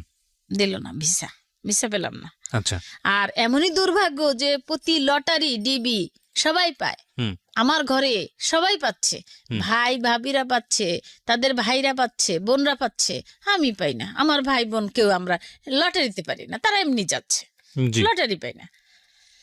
তো মাকে বললে মা তো সবসময় ওই চিন্তায় করে, হারে আমার মেয়েটার কি হবে, কি হইলো এই। আর আমার দিবানিশি কোনো ভাইয়া কাজ নেই, শুধু ওই একই, ওরে কোথায় নেব, ওরে কি করব, ওইদিকে মেয়েটা হচ্ছে বড়, মেয়েকে কি করব, এই করে করে মেয়েকে আমি আমি ই করলাম যে বাবা তুমি দেখো তো বিয়ে দেব তোমাকে। হুম। প্রথম তো তেলে বাগুনে চেচ্ছে, কোনো মতেই পারলাম না। ওর বাবাকে খুব ভালোবাসতো সে, বাবা তো ভালোবাসারই লোক, তারে হুম। ভালো না বেসে কারো উপায় নেই, সোজা কথা। তাকে ভালোবাসতেই হবে, আপনিও বাসবেন। বাহ, বিউটিফুল। আমার কথা হলো যে আপনি পাশ দিয়ে একটা মানে একটা লতা পাতা একটা শিয়াল গেছে, সেও বলবে ভদ্রলোক ভালো, মানে ওর জবান খুলে দিলেও বলবে এটা। বাহ বাহ বাহ, খুব তো ভালো। এখন ভাইয়া ওর বাবাকে ভালো না বাসার কোনো কারণ দেখি না। আমাকে আমি মনে করি আমাকে ভালোবাসছে সে, এটা আমার জীবন ধন্য, আমার মার দোয়া আমি মনে করি। কারণ মার তো দোয়া করে সবার জন্য ভালো মন্দ। আর ছোট সেই সময় তো আমি শান্তশিষ্ট ছিলাম, আমি মার দোয়া জি। পেয়েছি। তো যাই হোক, এখন ওর বাবাকে বললাম যে দেখো আমরা একটা কাজ করি, 2টা বাচ্চা নিয়ে টেনশন, আমি তো পারি না, আর তুমি যদি ঢাকার বাইরে না থাকো আমিও তো সংসার চালাতে পারবো না, আমাদের তো ওরকম ই নেই, তাইলে আর দেশের জমি জমা বিক্রি করে আনাও তো ভালো লাগে না। হুম। তুমি একটা কাজ করো, ওই মেয়েটারে আসো তো বিয়ে দিই। ওকে, আমার বোনদের সাথে বুদ্ধি শুদ্ধি করে আমি চিন্তা করলাম যে আমার ফ্যামিলিতে আসলে আমার বোন ভাই বোনরাই, আমার তার মানে ই নেই। তো আমার চাচাতো ভাইয়ের ছেলে আবার বাইরে থাকে, আমার ভাইও বাইরে থাকে, ওরা আবার দেখছে লন্ডনে, আমার ভাই ওই ছেলেটাকে দেখে পছন্দ হয়েছে, পড়াশোনা করছে, তারপরে আবার পাশে থাকে, পাশের ফ্ল্যাটে ভাইয়া, ও দেখে তারপর ফ্রান্সে সেটেল হয়েছে। আমার ভাই আবার ফ্রান্সে বেড়াতে গেছে, হুম। দেখছে ছেলেটা খুব সুন্দর। ওই ছেলের একটা কাহিনী আছে খুব ছোটবেলায়, সেটা পরে বলেছে আমার হাজবেন্ড, এটা পরে বলি। হুম। ওইটা বলে কি এদিক থেকে প্রচুর, আমি যখন বললাম প্রচুর প্রপোজাল আসা শুরু হলো। আচ্ছা। একদিকে ওর বাবা ভালো চাকরি করে, সে তার তো উন্নতি হচ্ছে, এখন সে আবার ফুড কন্ট্রোলার হয়ে গেল ইতিমধ্যে বাহ। আস্তে আস্তে। তো ভালো চাকরি করে, ঢাকায় বাড়ি আছে, মেয়ে সুন্দরী, বা মা মোটামুটি শিক্ষিত। হুম। এখন একটা ভাই, কিন্তু চিন্তা করলাম কি যে এই ভাইয়ের কথা শুনলে যদি না হয় বিয়ে কি করব, কিন্তু লুকাবো না। হুম। কিন্তু মনের মধ্যে মাঝে মাঝে উকি দিত যে একটু লুকাই। ওকে, তো যাই হোক, এরকম করে করে যখন কয়েকটা প্রপোজাল একদম কাছাকাছি, এর মধ্যে আমার ওই ছেলেটা পছন্দ হইলো সবার। আচ্ছা। আমার চাচাতো ভাইয়ের ছেলে ফ্রান্সে থাকে, ও ভাইয়া বলল যে দেখ ছেলেটা আমাদের কাছের লোক, ও খুব ভালো, আমি ওকে দেখছি, আমাদের বংশেরই ছেলে। তো ওর বাবা কি করলো, ওর বাবাকে বলার সাথে সাথে সে বলল যে আমি এখানেই দেব। মেয়ে ছিল অন্য জায়গায়, একবার তারে রাজি করাইছি, হুম। এখন আবার এই জায়গায়। এখন আমি বলছি আমি তো বলতে সাহস পাবো না, তুমি বলো। হুম। তো ফোনে বললো মা তুমি একটাই দেখো, মানে ওরা আসলো একভাবে মানে যে কোনো একটা ধরে হুম। আমার কাছে আসলো, তাদের ইসে ক্যান্টনমেন্টে বাড়ি, তা বাসা করছে আর কি, তারা সবাই ওইখানে থাকে, কেউ বাইরে থাকে, কেউ এদিকে চাকরি করে, কেউ টোবাগোতে, ওরা 5 ভাই 2 বোন। হুম। তো ভাবি যে আমার চাচাতো ভাইয়ের বউ, আপন। হুম। তো কিন্তু যোগাযোগ নাই তেমন। তো বললো কি যে ওরা আসছে, আমাকে ধরছে। তা আমি বলছি আমি তো মেয়ে বিয়ে দেবো, কিন্তু ওই আবার 14 বছর পরে আমার ভাই আমেরিকা থেকে আসছে, তার আবার গ্রিন কার্ড পেয়ে গেছে, কার্ডের জন্য আসতে পারলো না।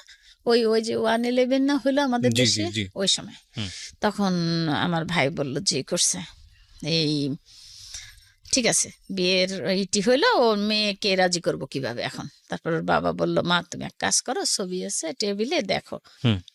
রাজি হয় না মেয়ে, পরে ওর বাবা ওর বান্ধবীকে দিয়ে দেখায়, ছেলে দেখে মেয়ে যত লিস্ট দিছিল আমার কাছে, ফরিদপুর বিয়ে হবে না, বরিশাল বিয়ে দেবো না, ফরিদপুর বরিশাল বাদ, এই লম্বা হইতে হবে, সুন্দর হইতে হবে, সব ঠিক আছে, খালি ফরিদপুর হয়ে গেল। এখন কি করবে, ফরিদপুর পছন্দ ওকে। আচ্ছা, দিলাম বিয়ে, মেয়ে 3 মাসের মধ্যে মেয়েকে ফ্রান্স নিয়ে গেল। আচ্ছা। টেলিফোনে বিয়ে হলো, তাদের দেখা হলো প্যারিস এয়ারপোর্টে। ও, ভেরি ইন্টারেস্টিং। এখন কথা হলো আমার ওইখানে আমার ভাবিরা আসলো, কানাডা থেকে এরা আসলো, তারা তাদের বাসা ঘরটা করে টরে তারা বিয়ে দিল, কিন্তু মেয়ে গেছে একাই ভাইয়া। হুম। মেয়ে গেছে এখান থেকে একা। এই গেল, আমি নামলাম এরে নিয়ে এখন ফ্লাইটে, যে যা ওরে তো বিদায় করলাম, এরে দেই এইখানে, যে বলে ওইখানে একটা আছে কারিগরি প্রশিক্ষণ কেন্দ্র, যাই সেখানে মোহাম্মদপুরে দৌড়াই, মগবাজারে একটা আছে, ওইটা দিলাম। হুম। ওইখানে গিয়ে যা অবস্থা দেখলাম, হুম। আমার কোনো মতে মনে হলো না, এসে বাসায় বললাম, পরে বললো না ওইখানে দেব না, দিলাম নর্মাল স্কুলে, ওইখানে হলো নানান সমস্যা, এখন স্কুল দিলাম পার্ট একদম বাদ। বাসায় কম্পিউটার আমার মেয়ের ছিল, কম্পিউটারে আমি মেয়ে গোল্ডেন A+ পাইলো কিন্তু ইন্টারমিডিয়েট, ভেরি গুড, বুঝছেন। খুবই ভালো। তারপরে BBA তে ভর্তি করছিলাম জাহাঙ্গীরনগরে, আচ্ছা, ওই সময় বিয়ে শাদী হয়ে ওই গেছে, সময় দিয়ে দিলাম। পরে ফ্রান্সে গিয়ে পড়াশোনা করেছে। পরে ওইখানে ডিপ্লোমা করছে অনেক, মেয়ে খুবই ব্রিলিয়ান্ট ওর বাবার মতে। মাশাআল্লাহ, হ্যাঁ। তারপরে ওখানে অনেক ডিপ্লোমা মানে গ্রাজুয়েশন আর করে নাই, ডিপ্লোমা করছে অনেকগুলিতে। তারপরে ভাষা সে তো মানে ওই যে বাংলাদেশে 3 মাস ছিল, সে মানে জামাইয়ের চেয়ে আগে তার ভাষা এখন বলে মা আসে। আর আল্লাহ রহমতে জামাই খুব ভালো, জামাই মা শাশুড়ি বলতে সে অজ্ঞান, এবং এই আজকে 13 বছর বয়সে পড়েছে শাশুড়ি হওয়ার আমার, সে আমার কোনো ত্রুটি এই পর্যন্ত খুঁজে পায়নি, মাশাআল্লাহ, খুব ভালো। যাক। এখন কথা হলো ভাইয়া, ওকে নিয়ে দৌড়াদৌড়ি করতে করতে করতে করতে একটা টাইমে আমি স্কুল সব বাদ দিয়ে দিলাম ইসে 10-12টা স্কুল তো না আরো বেশি হবে, দিলাম কম্পিউটার ট্রেনিং একটা আমার পাশে দিয়ে আসলাম, ভর্তি টর্তি করে 7,000 টাকা কোর্স দিলাম, জানি তো কি আর কোর্স করবে। তারপর দেওয়ার পরে সে একদিন ক্লাস করলো, আমি নিয়ে আসলাম, পরের দিন দেখি কান্না করতে করতে আসছে। কি হয়েছে মা?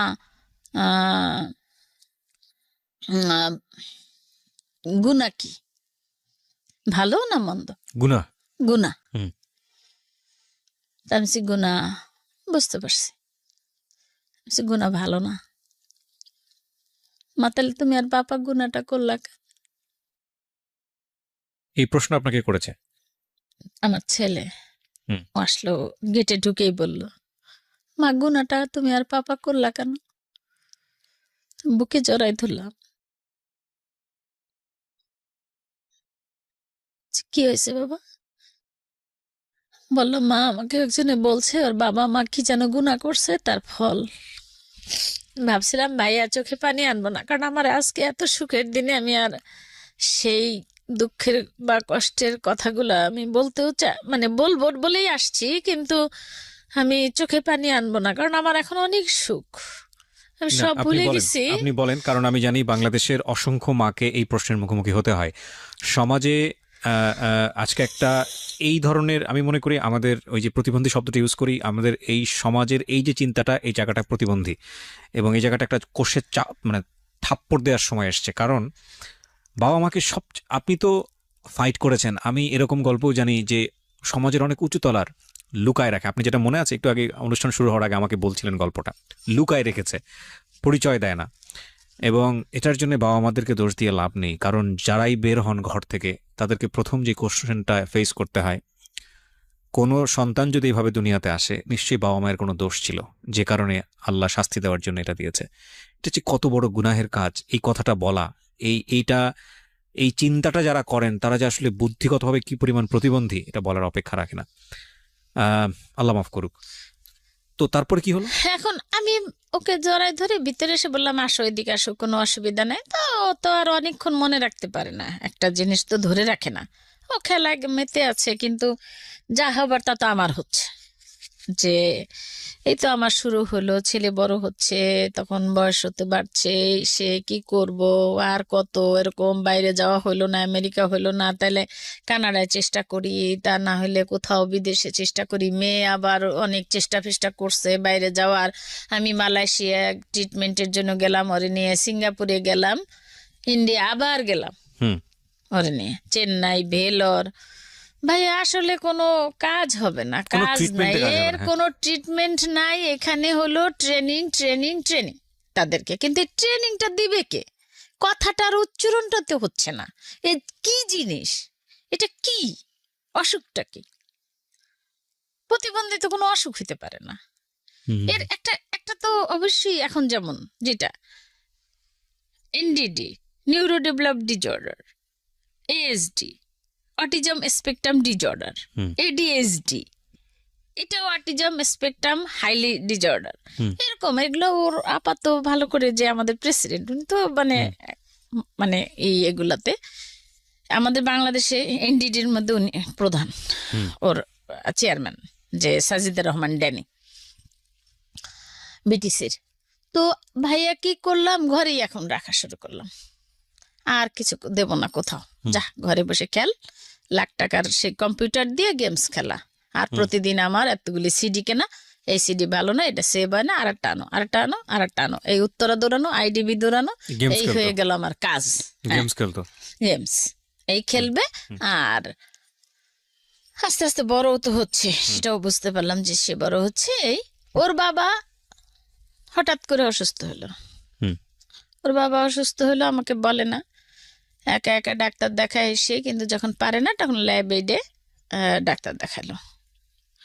ল্যাব এইডে ডক্টর লুৎফর রহমান সাহেবকে দেখালো, দেখা না তার অ্যাসিস্ট্যান্টকে। লুৎফর রহমান সাহেব তো সার্জারি করে। তারপরে এনজিওগ্রাম করানোর পরে তার হার্টের যে একদম করোনারির যে মেইন ইটা, ওইটা 75%, আর আর 4-5টায় হলো 60-70 এরকম ব্লক।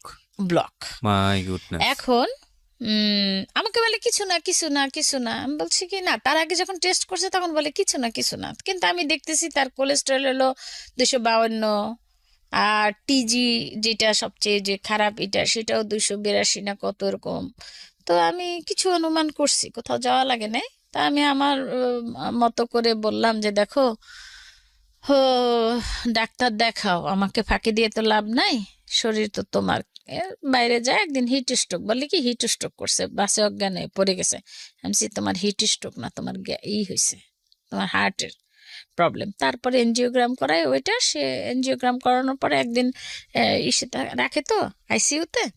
আমি আবার বললাম কি, সিডি নিয়ে আমি আর আমার ছোট বোনের জামাই চলে গেলাম লুৎফর রহমান সাহেবের কাছে। উনি বললো যে এই অবস্থা, তাকে অ্যাজ সুন অ্যাজ পসিবল আপনি করেন, অপারেশন করতে। তো সে সময় চায়, তার কাজ আছে অনেক, সে তখন কালিয়া করে ডিস্ট্রিক্ট কন্ট্রোলার অফ ফুড। তারপরে সে খুঁজে পায় না, তাহলে মেয়ে বললো কি, পাপার যখন এই অবস্থা, মেয়ে দিক দিয়ে আবার বেবি হবে, পাপার যখন অবস্থা। এরপর মেয়ে একবারে ঘুরে গেল, নাতির 11 মাস বয়স, প্রথমটা। তো বললো যে মা করো না, বাবাকে ও শুনলো, বাবাকে হয় সিঙ্গাপুর না তো বামরুন গ্রেডে নিয়ে যাও, আমি টাকা দেবো, এটা বিয়ের সম্পূর্ণ আমার। তো বললো যে ঠিক আছে। ওর বাবা শুনে টুনে আমার কাছে বললো আচ্ছা ঠিক আছে।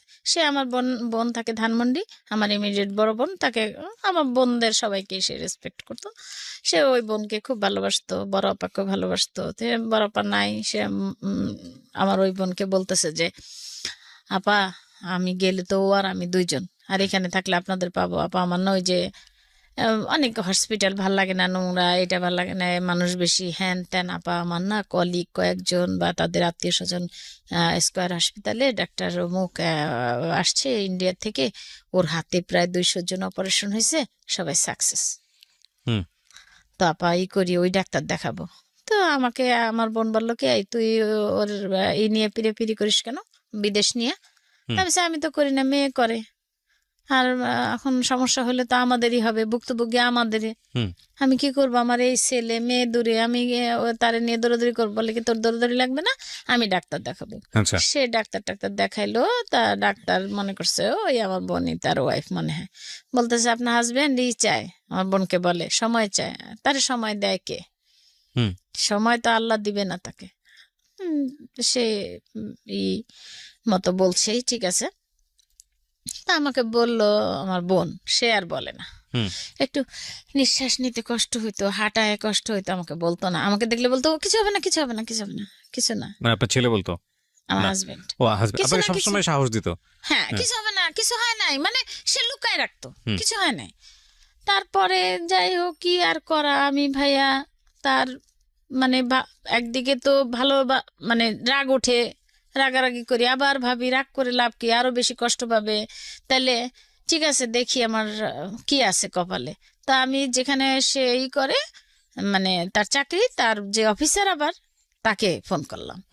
করে আমি বললাম যে স্যার, এরকম তো আমার হাজবেন্ডের এই অবস্থা, তার এত পার্সেন্ট এখন সে তো নেয় না, ছুটি নেয় না।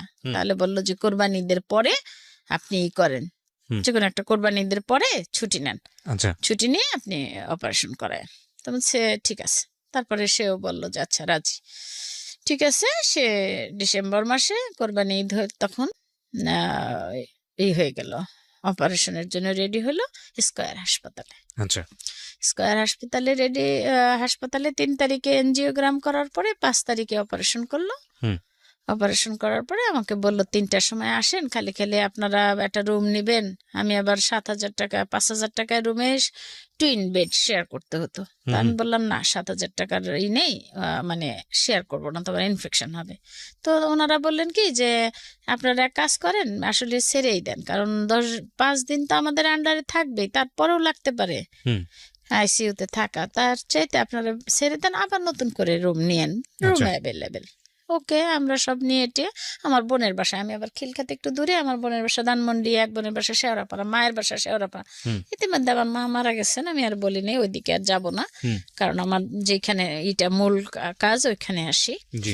তো এরপরে কি হলো, আমার হাজবেন্ড 5 তারিখে, ডিসেম্বরের 5 তারিখে আমাকে খবর দেওয়া হলো। তখন ছিল মহরম, আমরা ইফতার করে কেবল বসছি, আমি দেখি অনেকগুলি ফোন আমার টিএনটি থেকে। হুম। হুম। তা আমি আবার ওখানে ব্যাক করলাম, কি হলো, আমি শেওড়াপাড়াতে আমরা সব বোনরা ইফতার করতেছিলাম হুম।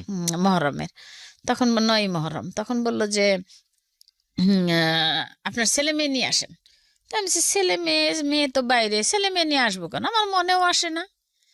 তারপরে আমি সেই খাবার দাবার খেয়ে একটু নামাজ পড়ে, ওই সময় ফোন আসছিল, তো ওদেরকে সব রেখে আমি বললাম কি, কপালটা পুড়লই নাকি, এটা বলে আমি বের হয়ে গেলাম। তার আগে তো মানে হাসপাতালে ভর্তি হইলো, আমরা যাওয়া আসা আছে, ও গেল, আগের রাতে বিদায় হইলো, ওর সব এগুলা বাদ।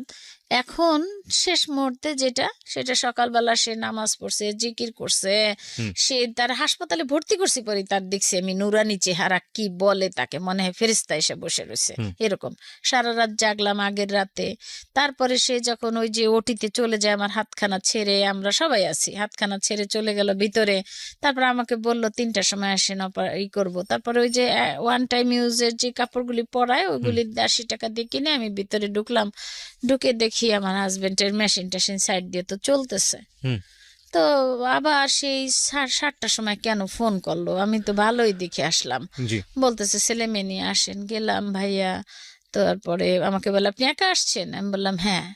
তো বলে যে আমার আবার সে সবসময় সাজগোজ পছন্দ করতো, আমি আবার সে তার পছন্দের একটা শাড়ি, তারপরে খুব গয়নাগাটি পরে টরে আমি গিয়ে ছোট বোন বাইরে, আমি গিয়ে সামনে দাঁড়ায় মনে মনে বলি, এই তো চোখ খুলে দেখলে বলবা যে দেখো অপারেশন করতে চাও না, এখন কেমন হলো, মানে এটা আমি মনে মনে বলতেছি। হুম। তা আমাকে নার্স বলে কি, আসলে উনি এখন তাকাইতে পারবে না, আপনি রাতে 11টার সময় আসেন। জি। আচ্ছা, আমার বোনের বাসার পাশে, আমি রাতে 11টায় আসতে পারবো। আসলা, আর আসবো কি, ওই সময় তো শুনলামই, তখন 3টা বাজে, আর ওই সময় তো শুনলাম আসেন তাড়াতাড়ি তাড়াতাড়ি। গেলাম পরে ওই অবস্থায় সাজাগুজো, আমি ওই অবস্থায়, আমি ইফতার করছি করছি। তখন আমাকে বলে কি, আপনি ছেলে নাই কেউ আপনার সাথে? আমি বলছি, না, আমার ছেলে তো বাসায় অন্যরকম। আর বলে আপনার সাথে কোনো ই নেই? আমি বলছি, আছে দেওর। দেওরকে ফোন করলাম, ওই যে যেই দেওর আমার বিয়ে দিল, হুম। হুম। ও ওই ওই খিলখ্যাতে, ওরে ফোন করলাম যে ও থাকে লেক সিটি কনকর্ড, আমি থাকি আরেক সাইডে। তা আমি বললাম, ইসমাইল তোমার ভাইয়ের অবস্থা ভালো না, একটু আগে শুনলো অপারেশন সাকসেস, এর মধ্যে আবার বলে ভাইয়ের অবস্থা ভালো না, আসো। সেই দিন ছিল ঢাকা শহরে জ্যাম, ভাইয়া জ্যাম, মানে প্রচন্ড জ্যাম ছিল। হুম। হুম। তার 3 ঘন্টা লাগছে ওইখান থেকে স্কয়ার হাসপাতালে আসতে। আমার বোনরাও শেওড়াপাড়া থেকে আসছে 2 ঘন্টায়। তা আমি একটা সিএনজি কি জানি কি মনে করে, মনে হয় তখন ইফতার করতেছিল সবাই, মহরমের রোজা তো থাকি। হুম। আমি নিয়ে আমি ওই সিএনজিটায় চলে আসলাম, এসে নিচে আসি, তখন আবার ফোন করছে আমাকে, আসেন না কেন। হুম। হুম। তারপরে আমি কি করব, আর ওইখানে এসে শুনলাম এই এমসি, কি অবস্থা বলেন না, বলে কি না এমনি ওনার ফল করছে, উম, কি জানো, প্রেশার। হুম। তা আমি বলছি, কিরকম এখন বলেন তো, কি চান্সটা কি? এমন না, ওইসব মনেই হয় না, খারাপ কিছু মনেই আসে না। সে বললো যে 50-50 চান্স। আমি 50-50 চান্স মানে কি? বলে আমি ডাক্তারের ধরলাম, কলারটা ধরলাম, 50-50 চান্স মানে কি? তো বলে যে না, মানে আমরা তো চেষ্টা করতেছি। আমি বলছি, কি চেষ্টা করেন আপনি, মানে আমার ওই জিনিস আসেই না যে সে দুনিয়ায় থাকবে, ওটা মনেই হয় না। কেন মনে হয় না আমি কিছু বুঝি না। অন্য সময় তো মনে হইতো, এখন মনে হয় না।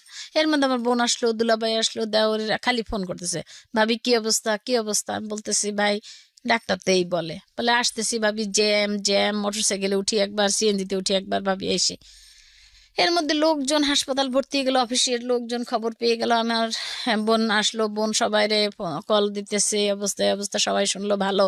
এখন আবারে আমি বসে আছি, ওই জাস্ট ছোট একটা রুম, ওইখানে এর মধ্যে সবাই পরে ইন্না লিল্লাহি ওয়া ইন্না ইলাইহি রাজিউন। তখন আমি বলি যে মনে হয় পাশের কেউ মারা গেছে, আমাদের পাশের বেডের কেউ মারা গেছে। তো আমার বোন কি করলো, তার গায়ের বোরখাটা খুলে আমার গায়ে পরাই দিল।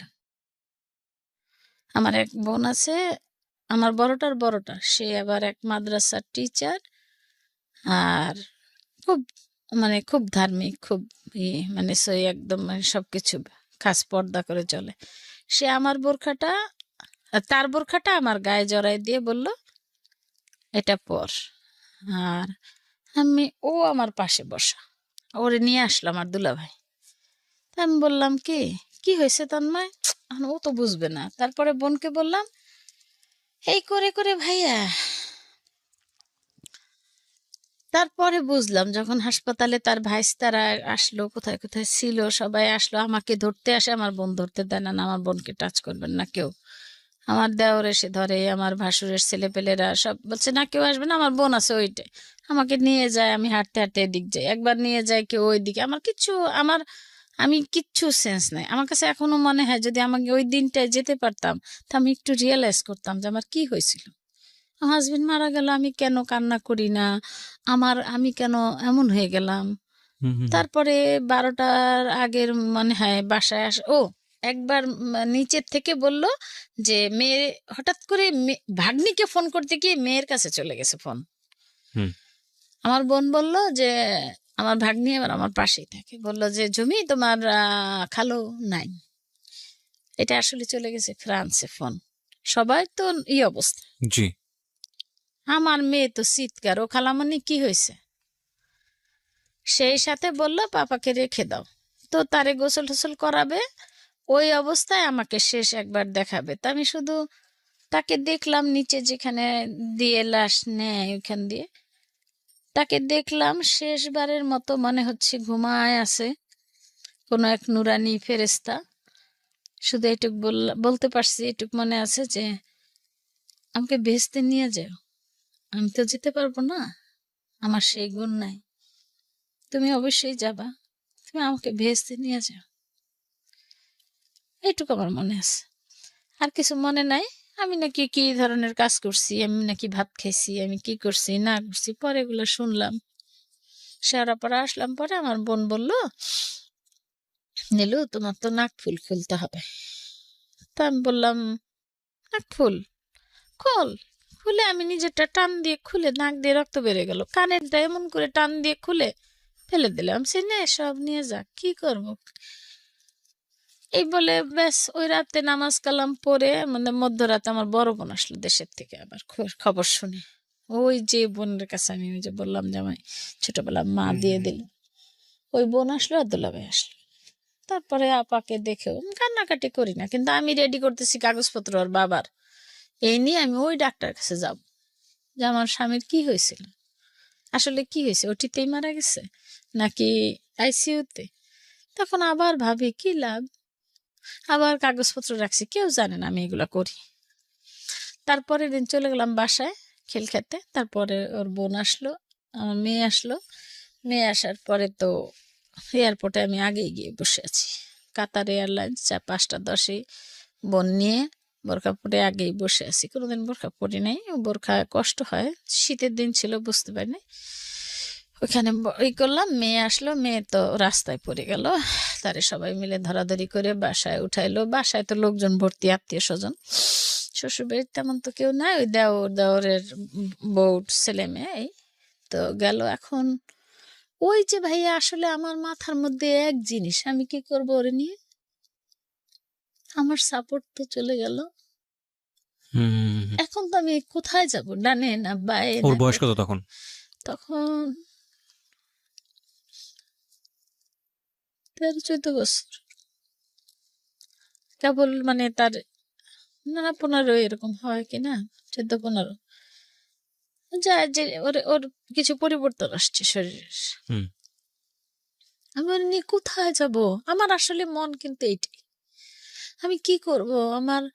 আমি কোথায় যাব? মেয়েকে বললাম আমারে নিয়ে যাও ফ্রান্সে। তা না হলে তো ও তোমার ভাইকে মানুষ পাগল বানায় দেবে। তার দেশে সম্পদ আছে, দিবে না। এই নানান চিন্তা ভাবনা। আসলে আমি কানবো কি? আমার তো চিন্তা আমার ছেলে। আমার বড় সাপোর্ট চলে গেল। এখন আমি যা করব তাই সমস্যা। বয়সও তেমন আমার বেশি হইলেও ভয়ও লাগে একটু। হুম, হুম, নিজেকেও নিজের ভয় লাগে। হুম, গেলাম, তারপর ওর ওর বোনটা আসলো, বললো আচ্ছা আস্তে ধীরে যা করি। আবার ওর সে একটু সামলায়া বোনরা আসলো তারপরে গ্রামে গেলাম। গ্রামে মাটি দিয়ে এসে আসার সময় তাকে উম, শেষ কবরে আর দেখতে দিল না আমাকে। চলে আসলাম আমি। আসার পরে সিদ্ধান্ত নেব কি হবে না হবে, কি করব ফিউচারে। একই কথা, ওরে নিয়ে ফ্রান্স যাব। তো এইখানে বহু চেষ্টা করলাম, কোনো মতে ফ্রান্স আমার হইলই না ভাইয়া। মেয়ের হয়, মেয়ে আমাকে করতে পারে, মেয়ে আমাকে স্পন্সর করতে পারে, বাট ওরে পারে না, হুম, হুম, ওরে দিবে না। আর যদি শুনে বুঝে যে অটিজম, মানে তখন তার অটিজম বুঝে না এই ধরনের, হুম, তাহলে তো দেবেই না ভিসা, যে তাহলে আরো আসবেই না। লন্ডনে ট্রাই করলাম ভাইয়ের, তাও হলো না। এই শুধু নেগেটিভ সিল হয় আমার, হুম। পাসপোর্ট ভরে গেল নেগেটিভ সিলে। এখন এরপরে হলো কি, আমি আর ঘরের থেকে বেরোই না, সবসময় বোরখা পরেই থাকি। এরকম করতে করতে সারা রাত তাহাজ্জুদ নামাজ পড়ি। আমি আরো সকালবেলা ঘুমাই, 11টার সময় উঠে গোসল টোসল করে আবার নামাজ পড়ি। জীবনের কাজা নামাজগুলি পড়তেছি, কোরআন শরীফ পড়ি। ওরে নিয়ে ও মাদ্রাসা একবার মাদ্রাসায় যেতে পারে, আর মাদ্রাসার হুজুরদের সাথে খুব ভালো সম্পর্ক হলো, ওরা আদর করে। ওরে ও আসে মাদ্রাসা থেকে, নামাজ কালাম, মেয়ে তো চলেই গেল 22 দিন থেকে। আর ওইখান থেকে কিছু কিছু ও বলে, এটা করো এটা করো এটা করো। আচ্ছা, এরপরে অনেক লোকজন আসে আমার কাছে, তার বা ওর বাবার বন্ধুরা, যে ভাবি আপনি একটু যদি না বের হন তাহলে আপনি কি করবেন, পেনশনের টাকা কিভাবে পাবেন? আমি সে আল্লাহ দিবে, বলে আমাদের সাথে তো আপনার কাজ হবে। আমি পুরুষের সাথে দেখা করব না। এরকম করে ভাইয়া 3 বছর 4 বছর কেটে গেল। মানে পেনশনের টাকা মাকা কিচ্ছুর জন্য না, জান? সবই পেয়েছি। আচ্ছা, আল্লাহর অশেষ রহমতে ঘরের মধ্যে বসে 1 বছরের মধ্যে সব পেয়েছি। মাশা। এখন আমি কি করব? ওই দিলাম, ওই গেলাম আমরা হুজুর লাইনে। এখন কি হলো, সেই ছেলে ভোর রাতে উঠে একবার এদিক হাঁটা দেয়, একবার ওদিক হাঁটা দেয়। কি হয়েছে? তারে ডাকে, আসো তন্ময়, তোমার তোমার না হইলে এখন আমাদের নামাজ হবে না। ভাই আমি পড়লাম এখন এই কোন বিপদে। তোমার না হলে নামাজ হবে না মানে? হুজুররা ওরে ডাকে, আচ্ছা, তন্ময় তুমি আসো, তোমার না হইলে নামাজ পড়া হবে না। আচ্ছা, এটা কি হুজুরে ডাকতো নাকি ও নিজে নিজে একটা ও অ্যাজাম্পশন? একা। ও আচ্ছা, আচ্ছা। এখন পড়লাম কোন বিপদে মানে ভাইয়া। একটা আলাদা একটা ইমাজিন ওয়ার্ল্ডে ঢুকে গেছে। একদম, মানে আমি কি বলি ও শোনে না।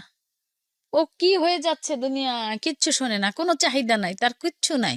আচ্ছা, সে বলল যে আমাকে ডাকে, মা ওঠো, আমাকে ডাকে, দরজা খোলো।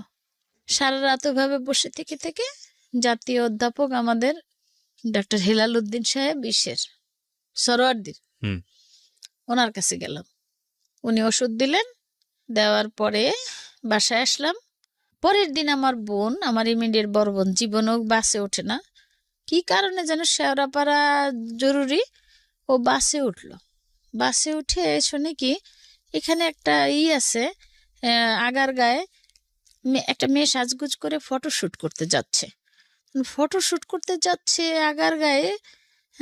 তো বলছে যে কি আপা, আর ওই বাচ্চাটাকে দিয়ে ভাড়া দেওয়াইতেছে, এটা করতেছে, মানে বাচ্চাটাকে দিয়ে সব কাজ করায়। হুম, তখন বলছে কি আপা এটা কোথায়? বলে কি নিউ ডিওএসএস মহাখালীতে ডি ব্লক হুম, একটা আছে, অ্যাডাল্টদের জন্য একটা ভোকেশনাল ট্রেনিং সেন্টার আছে। হুম। আমরা এখন এই মেয়ে নিয়ে এখানে যাচ্ছি, আর এগুলো এগুলো শিখাইতে হয়। আমার বোন ও আসলো সোজা ওইখানে না গিয়ে আমার বাসায় এসে বলল কি নিল এরকম এরকম এরকম। আমার আর ওই দিন কাটে না ভাইয়া। পরের দিন সকালবেলা গেলাম ওইখানে, যখন পাড়া দিলাম ভাইয়া, ওখানে ঢোকার আগে আগে বাড়িটাকে সালাম দিলাম, আসসালামু আলাইকুম বলে বললাম যে ডান পা দিয়ে ঢুকে, ওরেও বললাম ডান পা দিয়ে ঢুকো। হে আল্লাহ, আমি যত নামাজ পড়ি বা এই কিছুই হয়তো কবুল করেন নাই আপনি, আমার কোনোই সব নাই, কিন্তু আমার এই ছেলেটা তো মাছুম, ওর একটা ব্যবস্থা এখান থেকেই যেন হয়। আমি আর পারি না, কারণ আমার তো আসল যে শক্তি সেটা নাই। হুম, হুম, হুম। এখন টাকা পয়সা যাই থাকুক কম বেশি, সেটার চাইতে আমার যে শক্তিটা নাই, আমি এখন আর পারি না। ঢুকলাম, ঢুকে দেখলাম যে এক মহিলা বসা বসা, তা বললাম আপা সালাম দিয়ে বসলাম। ওই মহিলাও বেশ, ওনার ছেলে পরে ওইখানে ভোকেশনাল ট্রেনিং সেন্টারে।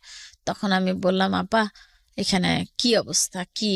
তো উনি বললো যে, আপা আমার ছেলে আছে 14 সনে, এটা 14 সনের 15ই অক্টোবরে এটা হয়েছে, এই ভিটিসিটা চালু হয়েছে। হুম। আর আমি গেলাম হইলো 16 সনের মার্চ মাসে 14 তারিখে। হুম। আর আপা বললাম অবস্থা কি? উনি প্রথম থেকে দিয়েছে। দেওয়ার পরে তখন আমি বললাম যে, আপা এটার কি অবস্থা? সব শুনে উনি আমার খুব ভালো লাগলো, নাইমা আপা, আমি ওনাকে খুবই রেসপেক্ট করি। বলল যে, আপা আপনার, আমি বলছি আপনি কত সুন্দর আছেন আপা, দেখেন আমি কেমন হয়ে গেছি, আমি তো একদিকে ওর বাবা এই চলে গেল, তারপরে ওর চিন্তায় চিন্তায় আমি শেষ হয়ে গেলাম আপা। বলি কি, আপা আমি এরকম ছিলাম না 1 বছর আগে, কিন্তু এখানে এই প্রতিষ্ঠানে দেওয়ার পরে আমার ও চেহারা ফিরে গেছে। উনি বোরকা পরা, আমি শুধু চোখ বের করা আমার। তো গেলাম, ঢুকলাম ভিতরে, ওইখানে বসে যখন বসলাম তখন দেখলাম, বললাম কি যে এখানের কে কর্ণধার যে, উনি কে? তো বললো যে এখন আমি তার সাথে বাইরে বের হব। ওনারা আবার 11 সনে PFDA একটা vocational training centre, parents forum for differently abled, আচ্ছা আচ্ছা প্যারেন্টসদের জন্য একটা সংগঠন তৈরি করছে ওই সাজিদা আপা। ওনার ছেলে আবার ওই যে ওদের সাথে ওরকমই। হুম। তো সে আবার পড়াশোনায় ভালো, সে পড়াশোনা করে, তখন ও লেভেল পড়ে। হুম হুম তো ওইটাও করে, আবার এই ভিটিসিতেও। হুম। তো আপাকে দেখলাম আস্তে আস্তে আসতেছে উপর থেকে, নামতেছে, আমার আস্তে নজরটা ওদিক চলে গেল। হুম। ড্যানি আপা নজরটা ওদিক গেল, দেখি নামতেছে, এদিকে তাকায় একটু ময়লা একটু টিস্যু পড়ে আছে, ওইটা তোলে,